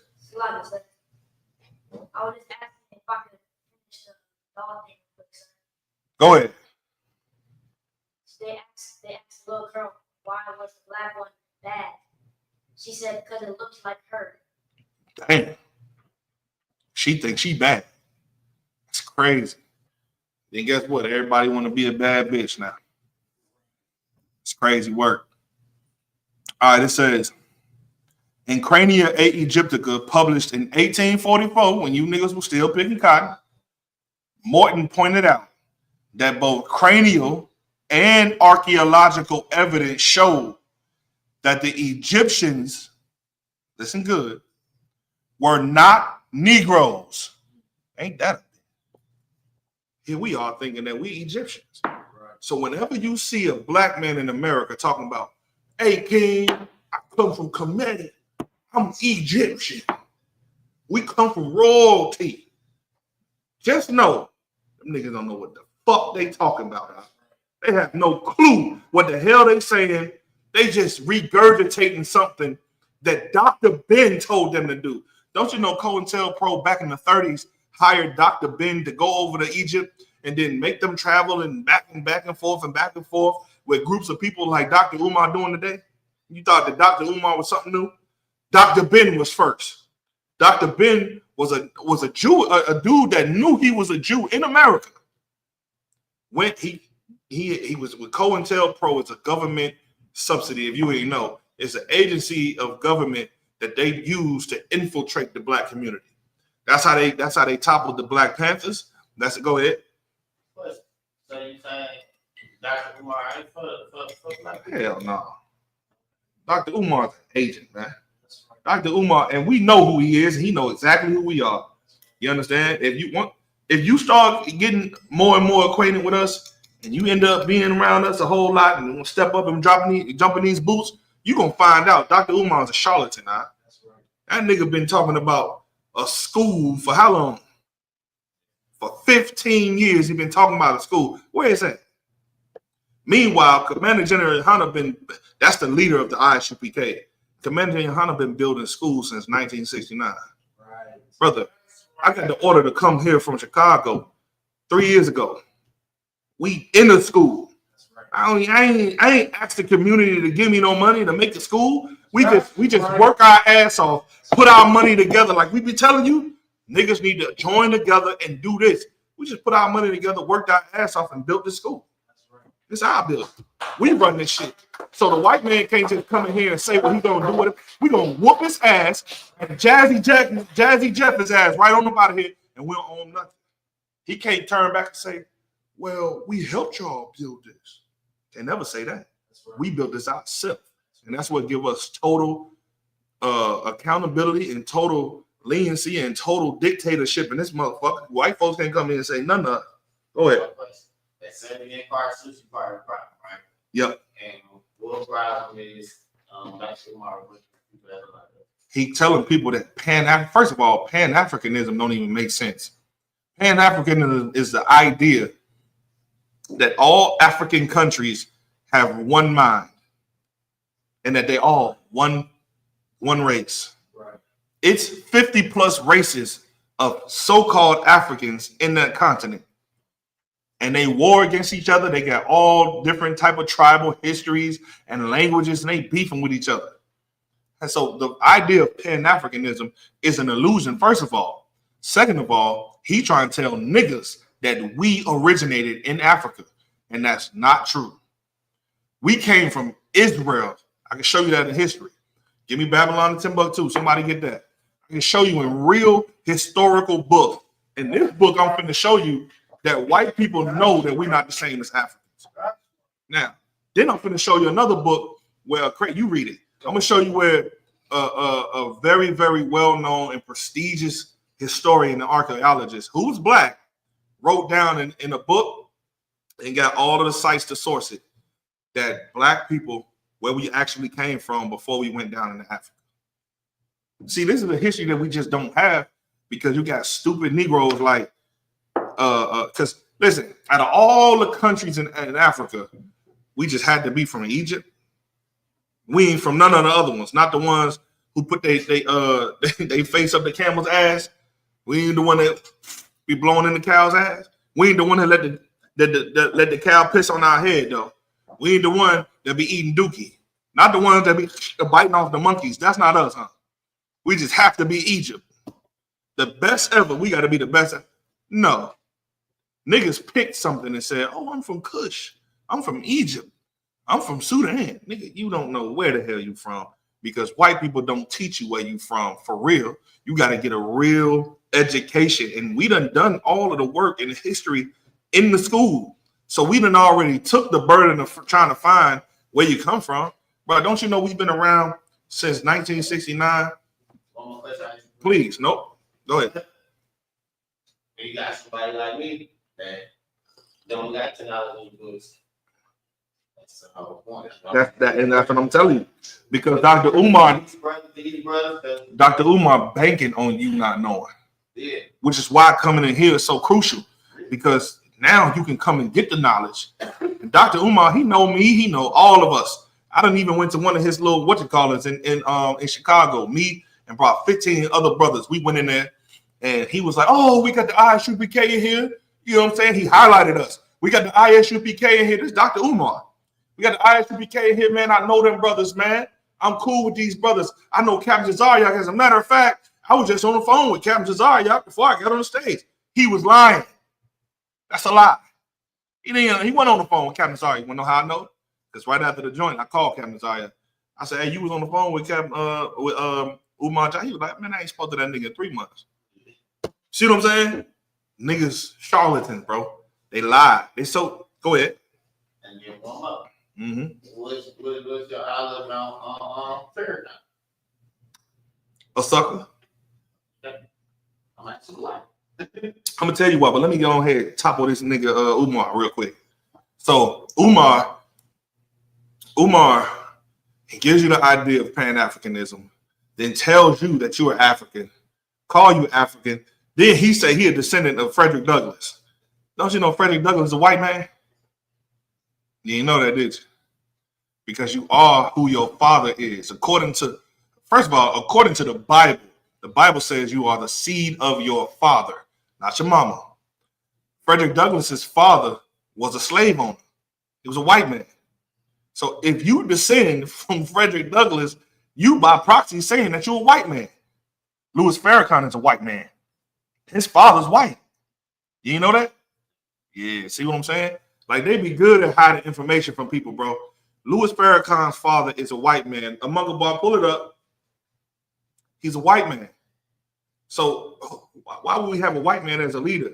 That's because they was able to use colorism to tell us if you melanated or black skin, that Bob Marley was a white man. His father was a British man.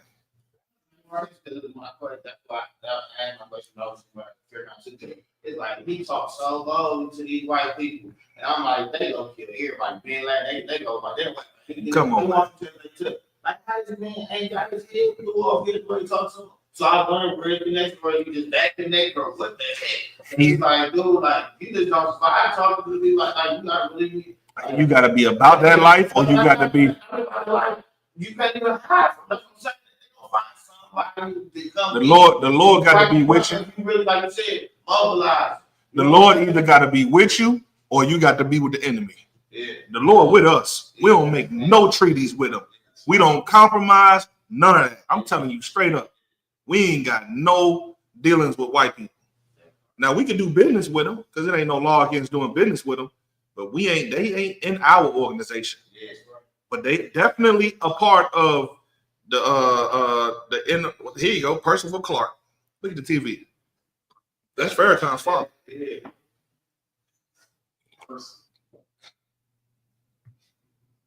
Look at his faggot ass. Excuse my French. I'm sorry. Look at his gay ass. Louis Farrakhan. That's Louis Farrakhan's father, right there. Now, let me tell you something. Dr. Umar and him are both charlatans because they package up a religion that sounds great, it feels great. A charlatan is a slickster, a shyster, a hustler. You know what I'm saying? With them words, and he can package up something and sell it to you easily. That's a charlatan. He'll give you something to make you feel good for something in return, which is money that makes him feel good. That's a charlatan. You understand? A charlatan is a sucker, really, because the people gonna find out eventually, and that's why the social media engine is so against us bringing out the facts. Right. But Louis Farrakhan know who we are too. You understand? Like, we done been up to the mosque. He know who we are. But the thing is, they don't come up off of what they know to be false because of the money. It don't make money to do what we do. See, we're not about the money. We're about the people. They're about the money in exchange for the people. You understand? And so when you a real nigga on the streets like I am, and you see them type of niggas, you just know he's weak. Ain't nothing. Listen, we was at camp last year. We was at camp out on where we was at Canania on Fond du Lac, right? Yeah, we on 35th and Fond du Lac, and the Muslims came up. You know what I'm saying? Black Muslims. I wish you could just get the video and put it up there. And they come up there talking like they know history and everything about. I know more about Islam than all them niggas. And if they was to ever if you ever see somebody in Islam that think that they a real imam and all that, tell them come sit in here in this class or come to this school and set up a debate with me. Tell them to do that. I'll smoke them in 10 minutes. I'm telling you straight up. Because they don't have a clue what the hell they doing. I know more about Islam than them. I know more of the Quran than them because they don't even use the Quran. They really use the Bible, and then they say they use the Quran. They don't follow the Quran. They be cutting the hair off their face. That's unlawful.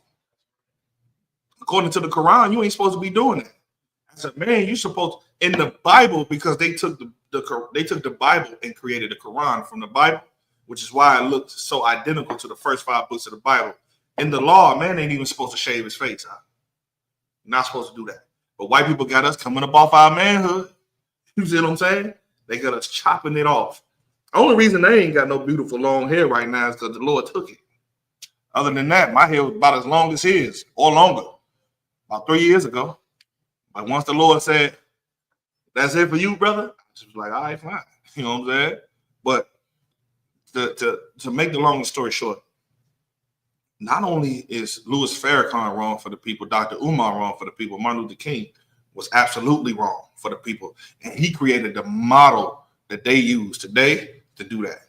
So those are both two religions that we should never get into. As a matter of fact, we should hate religion. That's right. We should wipe religion off the Bible and use it as we always use it, as our records, our testament, our laws, and that's how we should rock our history. You see what I'm saying? Now listen to this. It said, Morton pointed out that both cranial and archaeological evidence showed that the Egyptians were not the Negroes, as abolitionists and colonizationists had maintained, meaning that the abolitionists in America and the people who was colonizing America were saying that Negroes were Africans and that they came from Egypt and that we descended from Ham. And that's why God was letting us come into slavery, because of the curse of Ham.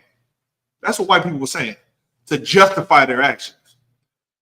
But real educated white people knew different. They knew who they was putting in slavery, right? It says, and in fact, blacks had been relegated, meaning, or blacks have been made to the same servile position in ancient Egypt as in modern America. Let me tell you what that's saying. White people did studies on the cranium skulls of the mummies in rich Egypt and in poor Egypt, the workers and the rich people, the pharaohs, the Africans, the real Egyptians, and then the poor, the workers, the people that built the pyramids. That's another thing, that aliens built the pyramids. That's trash. We built the pyramids. Niggas, Latinos, and Native Indians built the pyramids. 1 second, let me land my point.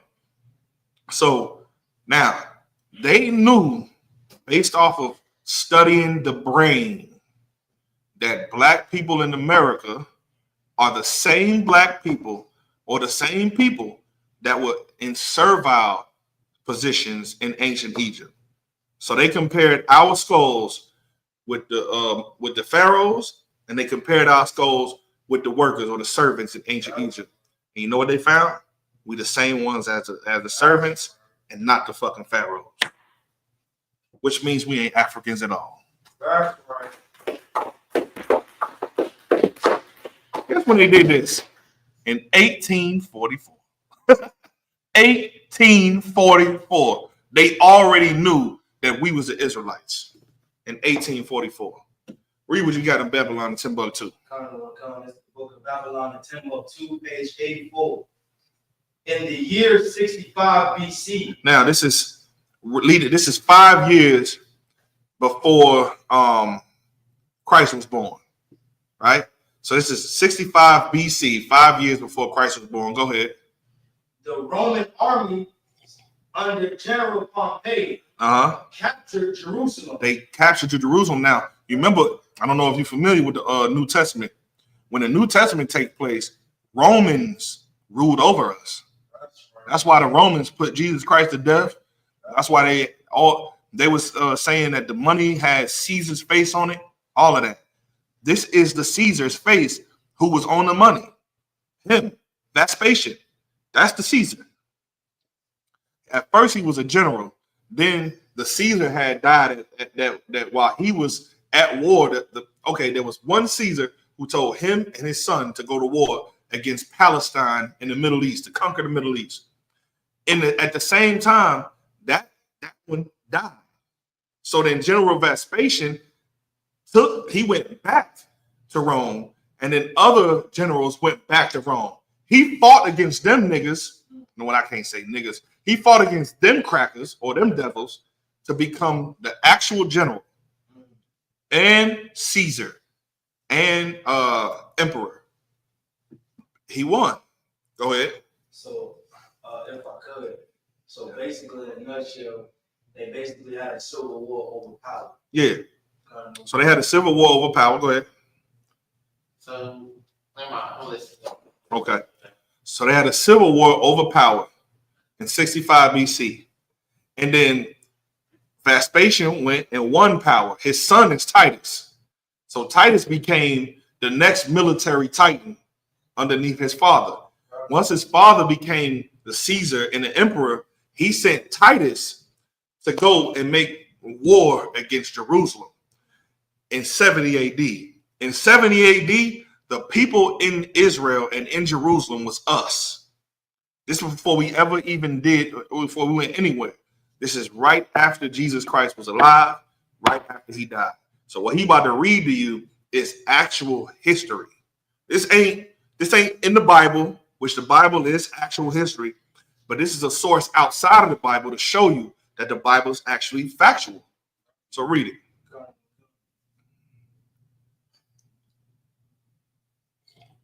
General Pompey captured Jerusalem in 70 AD. General Vespasian and his son Titus put an end to the Jewish state. Meaning Jerusalem. That's the state, right? Go ahead. With great slaughter. With what? With great slaughter. Meaning they did us dirty. You hear what I'm telling you? When they sieged, like you can go to YouTube and you can type Masada, the siege of Jerusalem in 70 AD. And it'll show you the whole battle that they did against us. Man, Masada, first of all, Masada is a mountain. You understand? Where it's flat at the top. And that's where the temple was. It had big walls, like 50-foot wall high. And then it had a ditch that was the size of a mountain that was hard for an army to even come and do anything. But then it had a canyon and inner workings in the cave and all that lead it up and all of that, steps and all of that go all the way up. Now, when they came with war and they pitched the tent. They circled the entire joint because they sieged the whole castle. So they wouldn't let nobody come in and they wouldn't let nobody get out. You understand? So they had us in the siege, which means the water that we had in there, that's all we had. The food that we had in there, that's all we had to fight. You understand?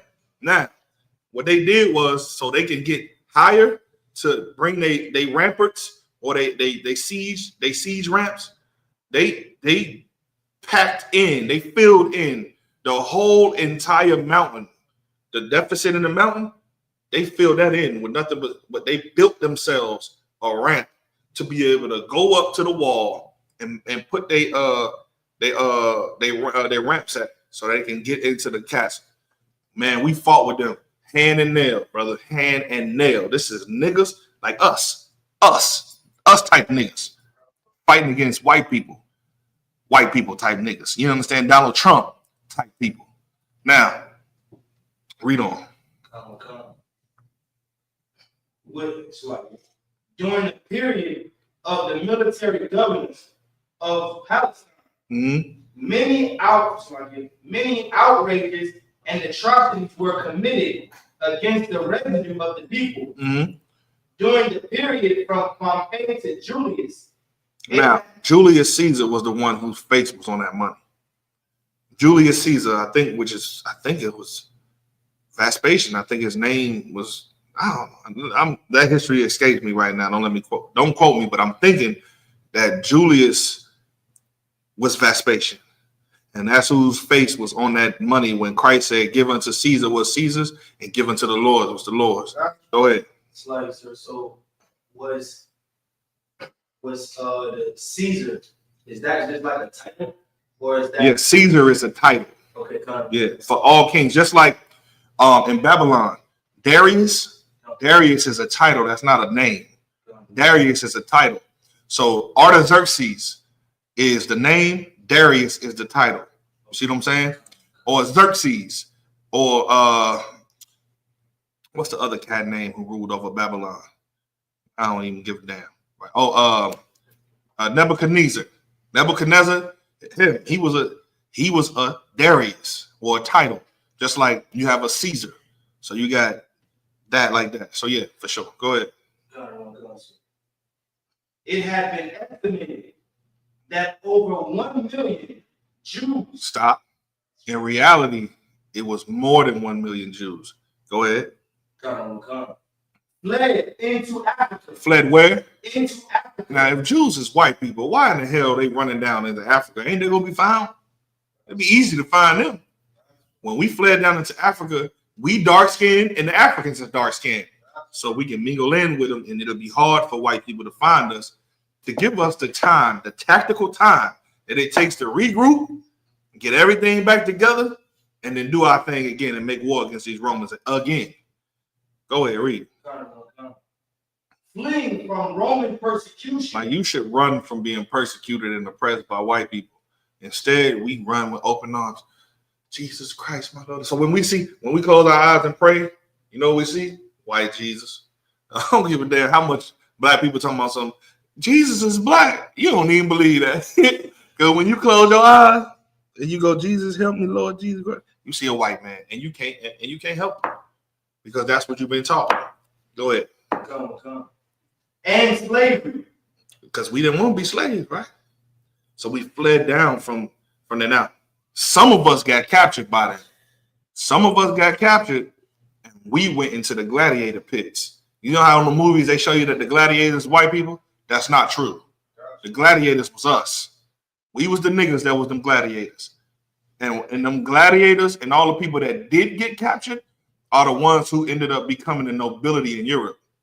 Because there was a cat named Severus Septimus.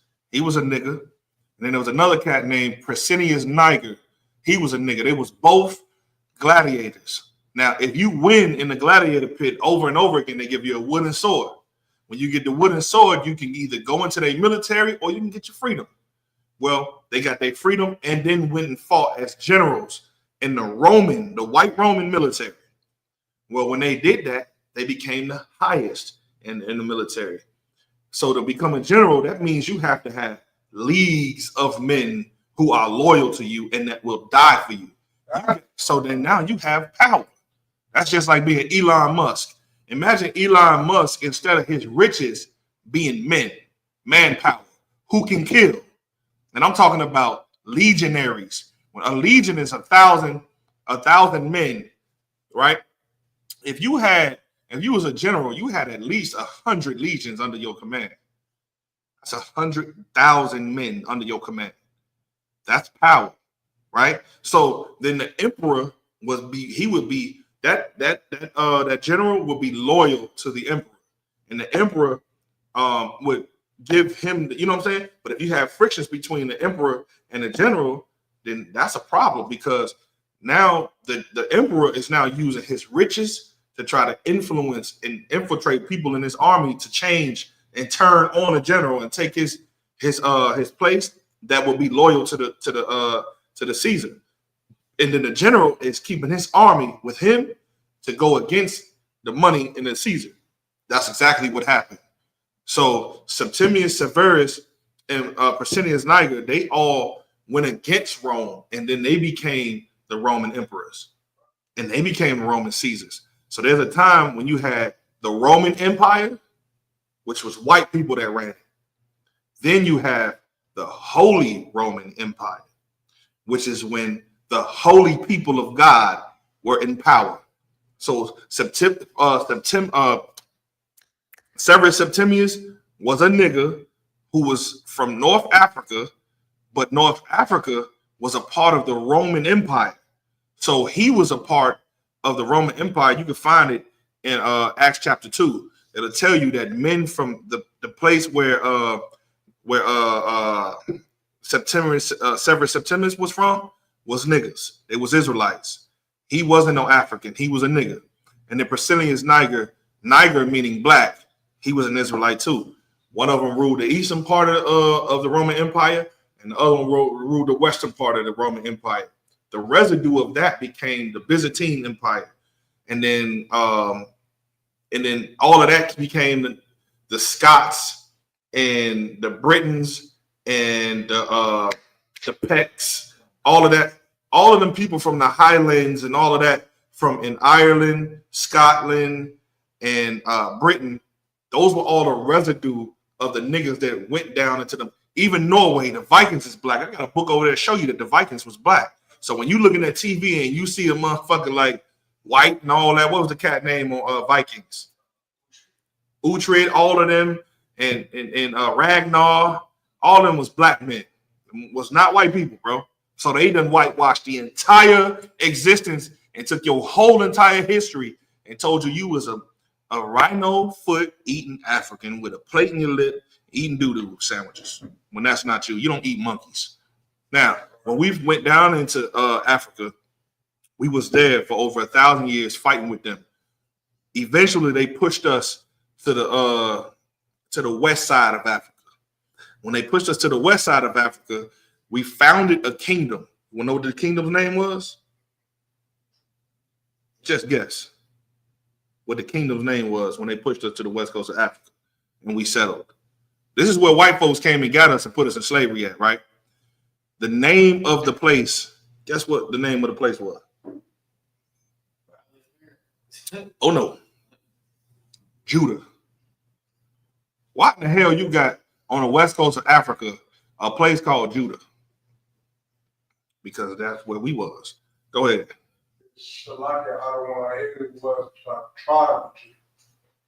Yes, it was the tribe of Judah, or the southern kingdom, which was called Judah, of the nation of Israel, that fled down into Africa. At the same time, the northern half of Israel was already over in America, there for a couple thousand years. They was already over here. We was still on this side of the world. Go ahead. So I got a question. Mm-hmm. During that time, whenever we was fleeing from the Roman persecution, is that where the rebels, the Sakari rebels, is that when they popped up on the scene? Yeah, they was there too. So it was a civil war happening in Israel when that's why the Romans even made war against us, because they knew we was infighting, right? So you had the Zealots, you had Sakari, then you had some people that was following some cat named Joshua, I believe, or somebody like that. And it was a couple of more other cats that they was following. And they was split up between like different sects of Israelites. We was infighting with each other. And then the Romans knew that. And they caught us on Passover. So it was everybody who was an Israelite came to Jerusalem at that time. Go ahead. So, all right. So, if I could. So, when you saying we was fighting each other around that time, so my mind is thinking about how today, you know what I'm saying, how we fight with each other, not in the UPK, but you know what I'm saying, outside the division amongst black people is historical. When they don't know who they are, and especially when they fighting for power, because we think that money equal power. Money don't equal power. Unity equals power. Togetherness equal power. That's what give you your strength. Again, we were just talking about if all black people and Hispanics and Native Indians was to just walk off their job, we'd be all right, because everybody could put in together. They did this in the New Testament. Listen, in the New Testament, niggas started believing on the prophets that followed after Christ died. They started believing on niggas. And so they all started coming. Imagine all Milwaukee coming here and saying, hey, man, we believe everything you're saying. We done seen all the work that y'all done done. Hell, you even started healing my daughter. You healed my auntie. You did all this. You did all that. How the hell did y'all do that? Nobody can. And they started coming here and saying, we going to follow you. Everybody start bringing all their money here, all of their riches, all their land titles, everything, and giving it to me and saying, hey, man, rebuild our nation. You know what I'm going to need then? I'm going to need all your sons. I'm going to need all your fathers, all your uncles, and I'm going to have to sit down in this room and teach every last one of y'all to become just like me. Why? So that we can build a military. We can take what we got from them and give us some power. Stop going to white people. Feed our people how we got to feed them and get what we need to get. Go ahead. And we did that in crisis time. Go ahead. on what you were saying, and we built a black Wall Street, and all of us came together, but we didn't have God in our situation. That's why it fell apart. That's the point. If you look at the word God in Hebrew, it's Allahayah or Allahayim. It just means power. We didn't have power. What gives us power again is togetherness and order, discipline. But okay, so now you're looking at all of that happened to black people to get us over there to the west coast of Africa. Then when you get to the west coast of Africa, we started building our kingdom. It's called the Kingdom of Judah. That's literally on the map. I got another book over there where I can show you the map where it shows you. It's an ancient French map or Portuguese map, one of them. And those people was like the English, the French, and the Portuguese were the number one people that was putting us in slavery. They was going in there, capturing us, putting us into slavery, bringing us to America, putting us in chains. It's over there. What time is it? 2 more minutes in class. So here's where I'm gonna land. If black people don't get everything together based on practicality, because that's what the Israelite School of Universal and Practical Knowledge is about. It's about taking the Bible, showing the practicality out of it, showing how we can use it to get out of the situation that we in now. God don't love everybody. That's not in the Bible. Interracial marriage is against the laws of God. It's not a part of something that's acceptable in the Bible. So if you hear my voice, stop having sex with these white women. Stop having sex with these Asians. Leave these African hard-foot bitches alone. You understand? Like, you got your own. You got 12 flavors. 12 flavors. I'm talking Puerto Ricans, Dominicans, Mexicans, Venezuelans, Brazilians, Jamaicans, Haitians, North American Indians, Negroes, all that. That's all you. Argentina, go ahead. I have mixed shit. Give me more. I got mixed shit. Oh. White and black, 2 white and black kids and Asian black. So that's so crazy to see. Hey, listen. Here's what's fortunate. It ain't your fault. You understand? If you would have knew what I know, you would have never done it. But you did it. You can't take that back. But we said you should do it. And I would be messing with Mexican. There you go. Give him a hand.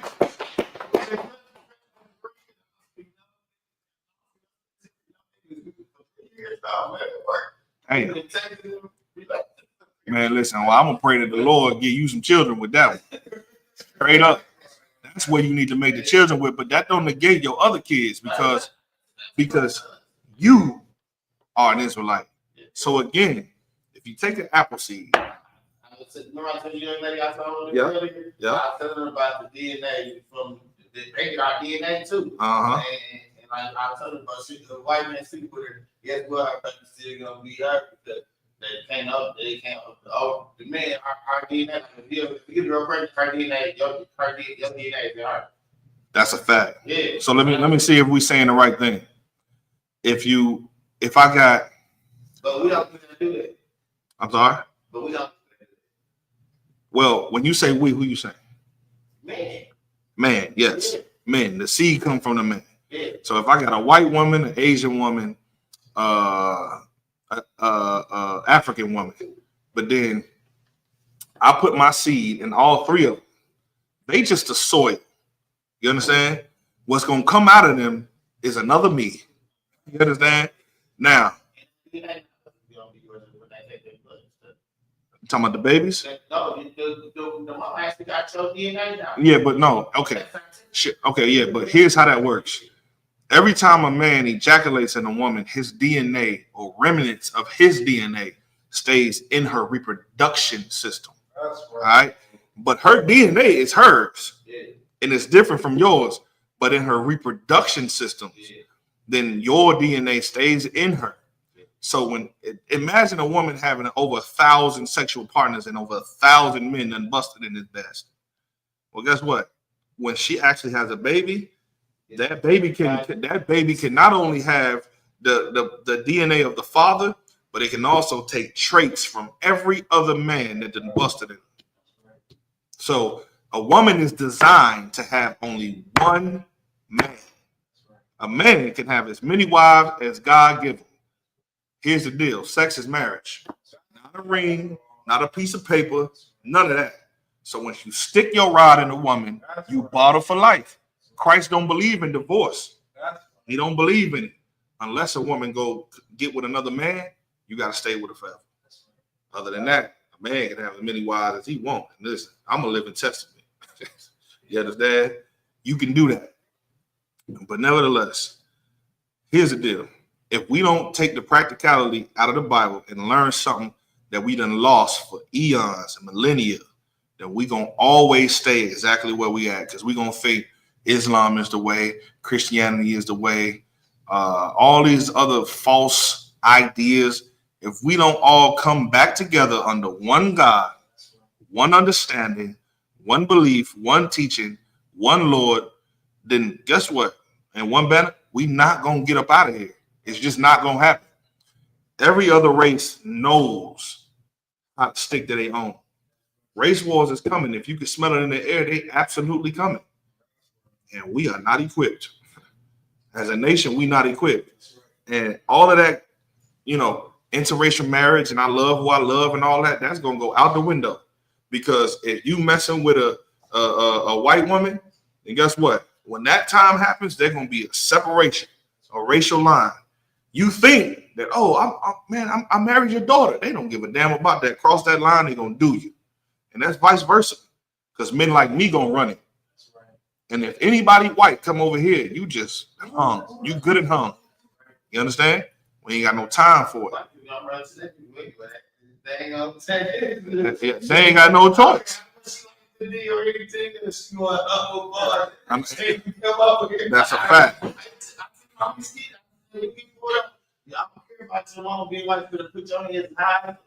Yeah, you better. I'm telling you like that. You bring them sons right on in here, because they Israelites.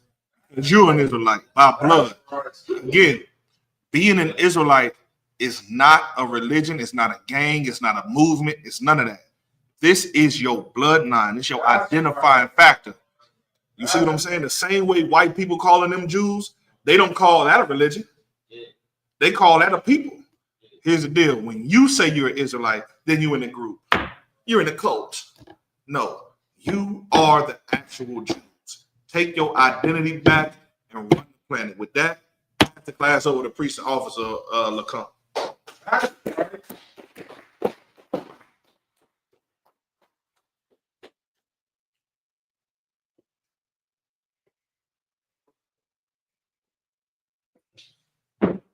Isupk security announcements. Well, the Isupk started out at 1 West 125th Street, Harlem, New York. Rule for new brothers and sisters. When a new brother and sister come into the school, they are off limits for 6 months. They are to be saluted only. Which means that if a man or a woman come in here to learn, that's exactly what the hell they in here to do. So if 17 bad bitches was over there coming to learn, you don't go over there. None of you don't go over there and do nothing but salute them. Give them the time it takes to focus on how to be better. Because if you take them how they are, they're going to give you pain. And don't be mad at me. You understand? Don't be mad at me when you get a woman before time and you take her and you have sex with her over here. That's your woman. I don't want to hear nothing about it. Now, if you find out that, oh, man, Cat, she don't keep the law. She don't do that. That's your fault. Should have left her alone. That's your woman, though. And so give her some time. And that goes for women, too. When you see a brother you like, man, listen, there's going to be times when you come in here and there's going to be women in here. And there's going to be times when you don't. There's going to be no women in here. But when you see women in here, if they pull you to the side outside and say, hey, how you doing, brother? You think you can give me a ride home? Say, hell no. Go talk to the captain. Right. He got you. You know what I'm saying? Because you know what they want you to do. Give them a ride home, and you're going to talk in the car all night, and then before you know it, you're right in the mouth. That's yours now. I mean, that's how it works. Go ahead. Come. They are here to share themselves to the world. If they need transportation, the teacher will arrange it. After 6 months, if a brother or sister has an interest in a particular person, he or she must get permission from the head to speak to that brother or sister. And this is why we separate from the Christian church. In the Christian church, everybody will go. You walk into the Christian church, even if she married, you can get with her. Even if he married, you can get with him. Like, there's no order in the Christian church, but in here, there's order. Go ahead. There is another 6 months in which the brother and sister will court each other. After this 6-month period, the brother and sister will get permission from the head to marry. Tithes, which is a commandment. Numbers chapter 18, verse 21. Malachi chapter 3, verse 8 through 10 means a tenth in the Hebrew is pronounced ma'ashara. 10% of every penny of any increase the Lord gives you. Give to the treasury department or the teacher. Priest funds. It's a free will offering for priests, but for priests, it's not mandatory whatsoever amount you would like. Upcoming holy convocation, we have the end, it's like the closing of the Feast of First Fruits, which is June 8th, the 8th of next month, starting at sundown. So so-called Blacks, Hispanics, and Native Indians, come through, bring your family, bring your kids. You understand, as long as they are Black, Hispanic, or Native Indian, on their father's side, they're allowed in here. You understand? If anyone want to be a trooper in the school, if you want to soldier up, you ought to start wearing all black, boots, shirt, pants, headband, and scarf, but that's how I which means the same. Give a courtesy salute to the teacher, men of Israel, Amadim Shabbat, Amadim, Barak, Yahweh, Thumb. Yahmatah. And what we just said was, it's like, Lord, in the name of Christ, bless you, in the Hebrew. So that's Yahweh. You can repeat after me. Yahweh. Yahweh. Yahweh. Yahweh. Bahashem. Bahashem. Yahweh Shai. You say Yahweh Shai. Yahweh Shai. Barak. Barak. Atah. you just spoke ancient Hebrew. That's right. That's right. And that's Lord. That's Most High, the Lord that runs everything. In the name of His Son Christ, bless you. In the Hebrew. Ain't no sisters in here, so you can just clip it. Come. With that, class dismissed.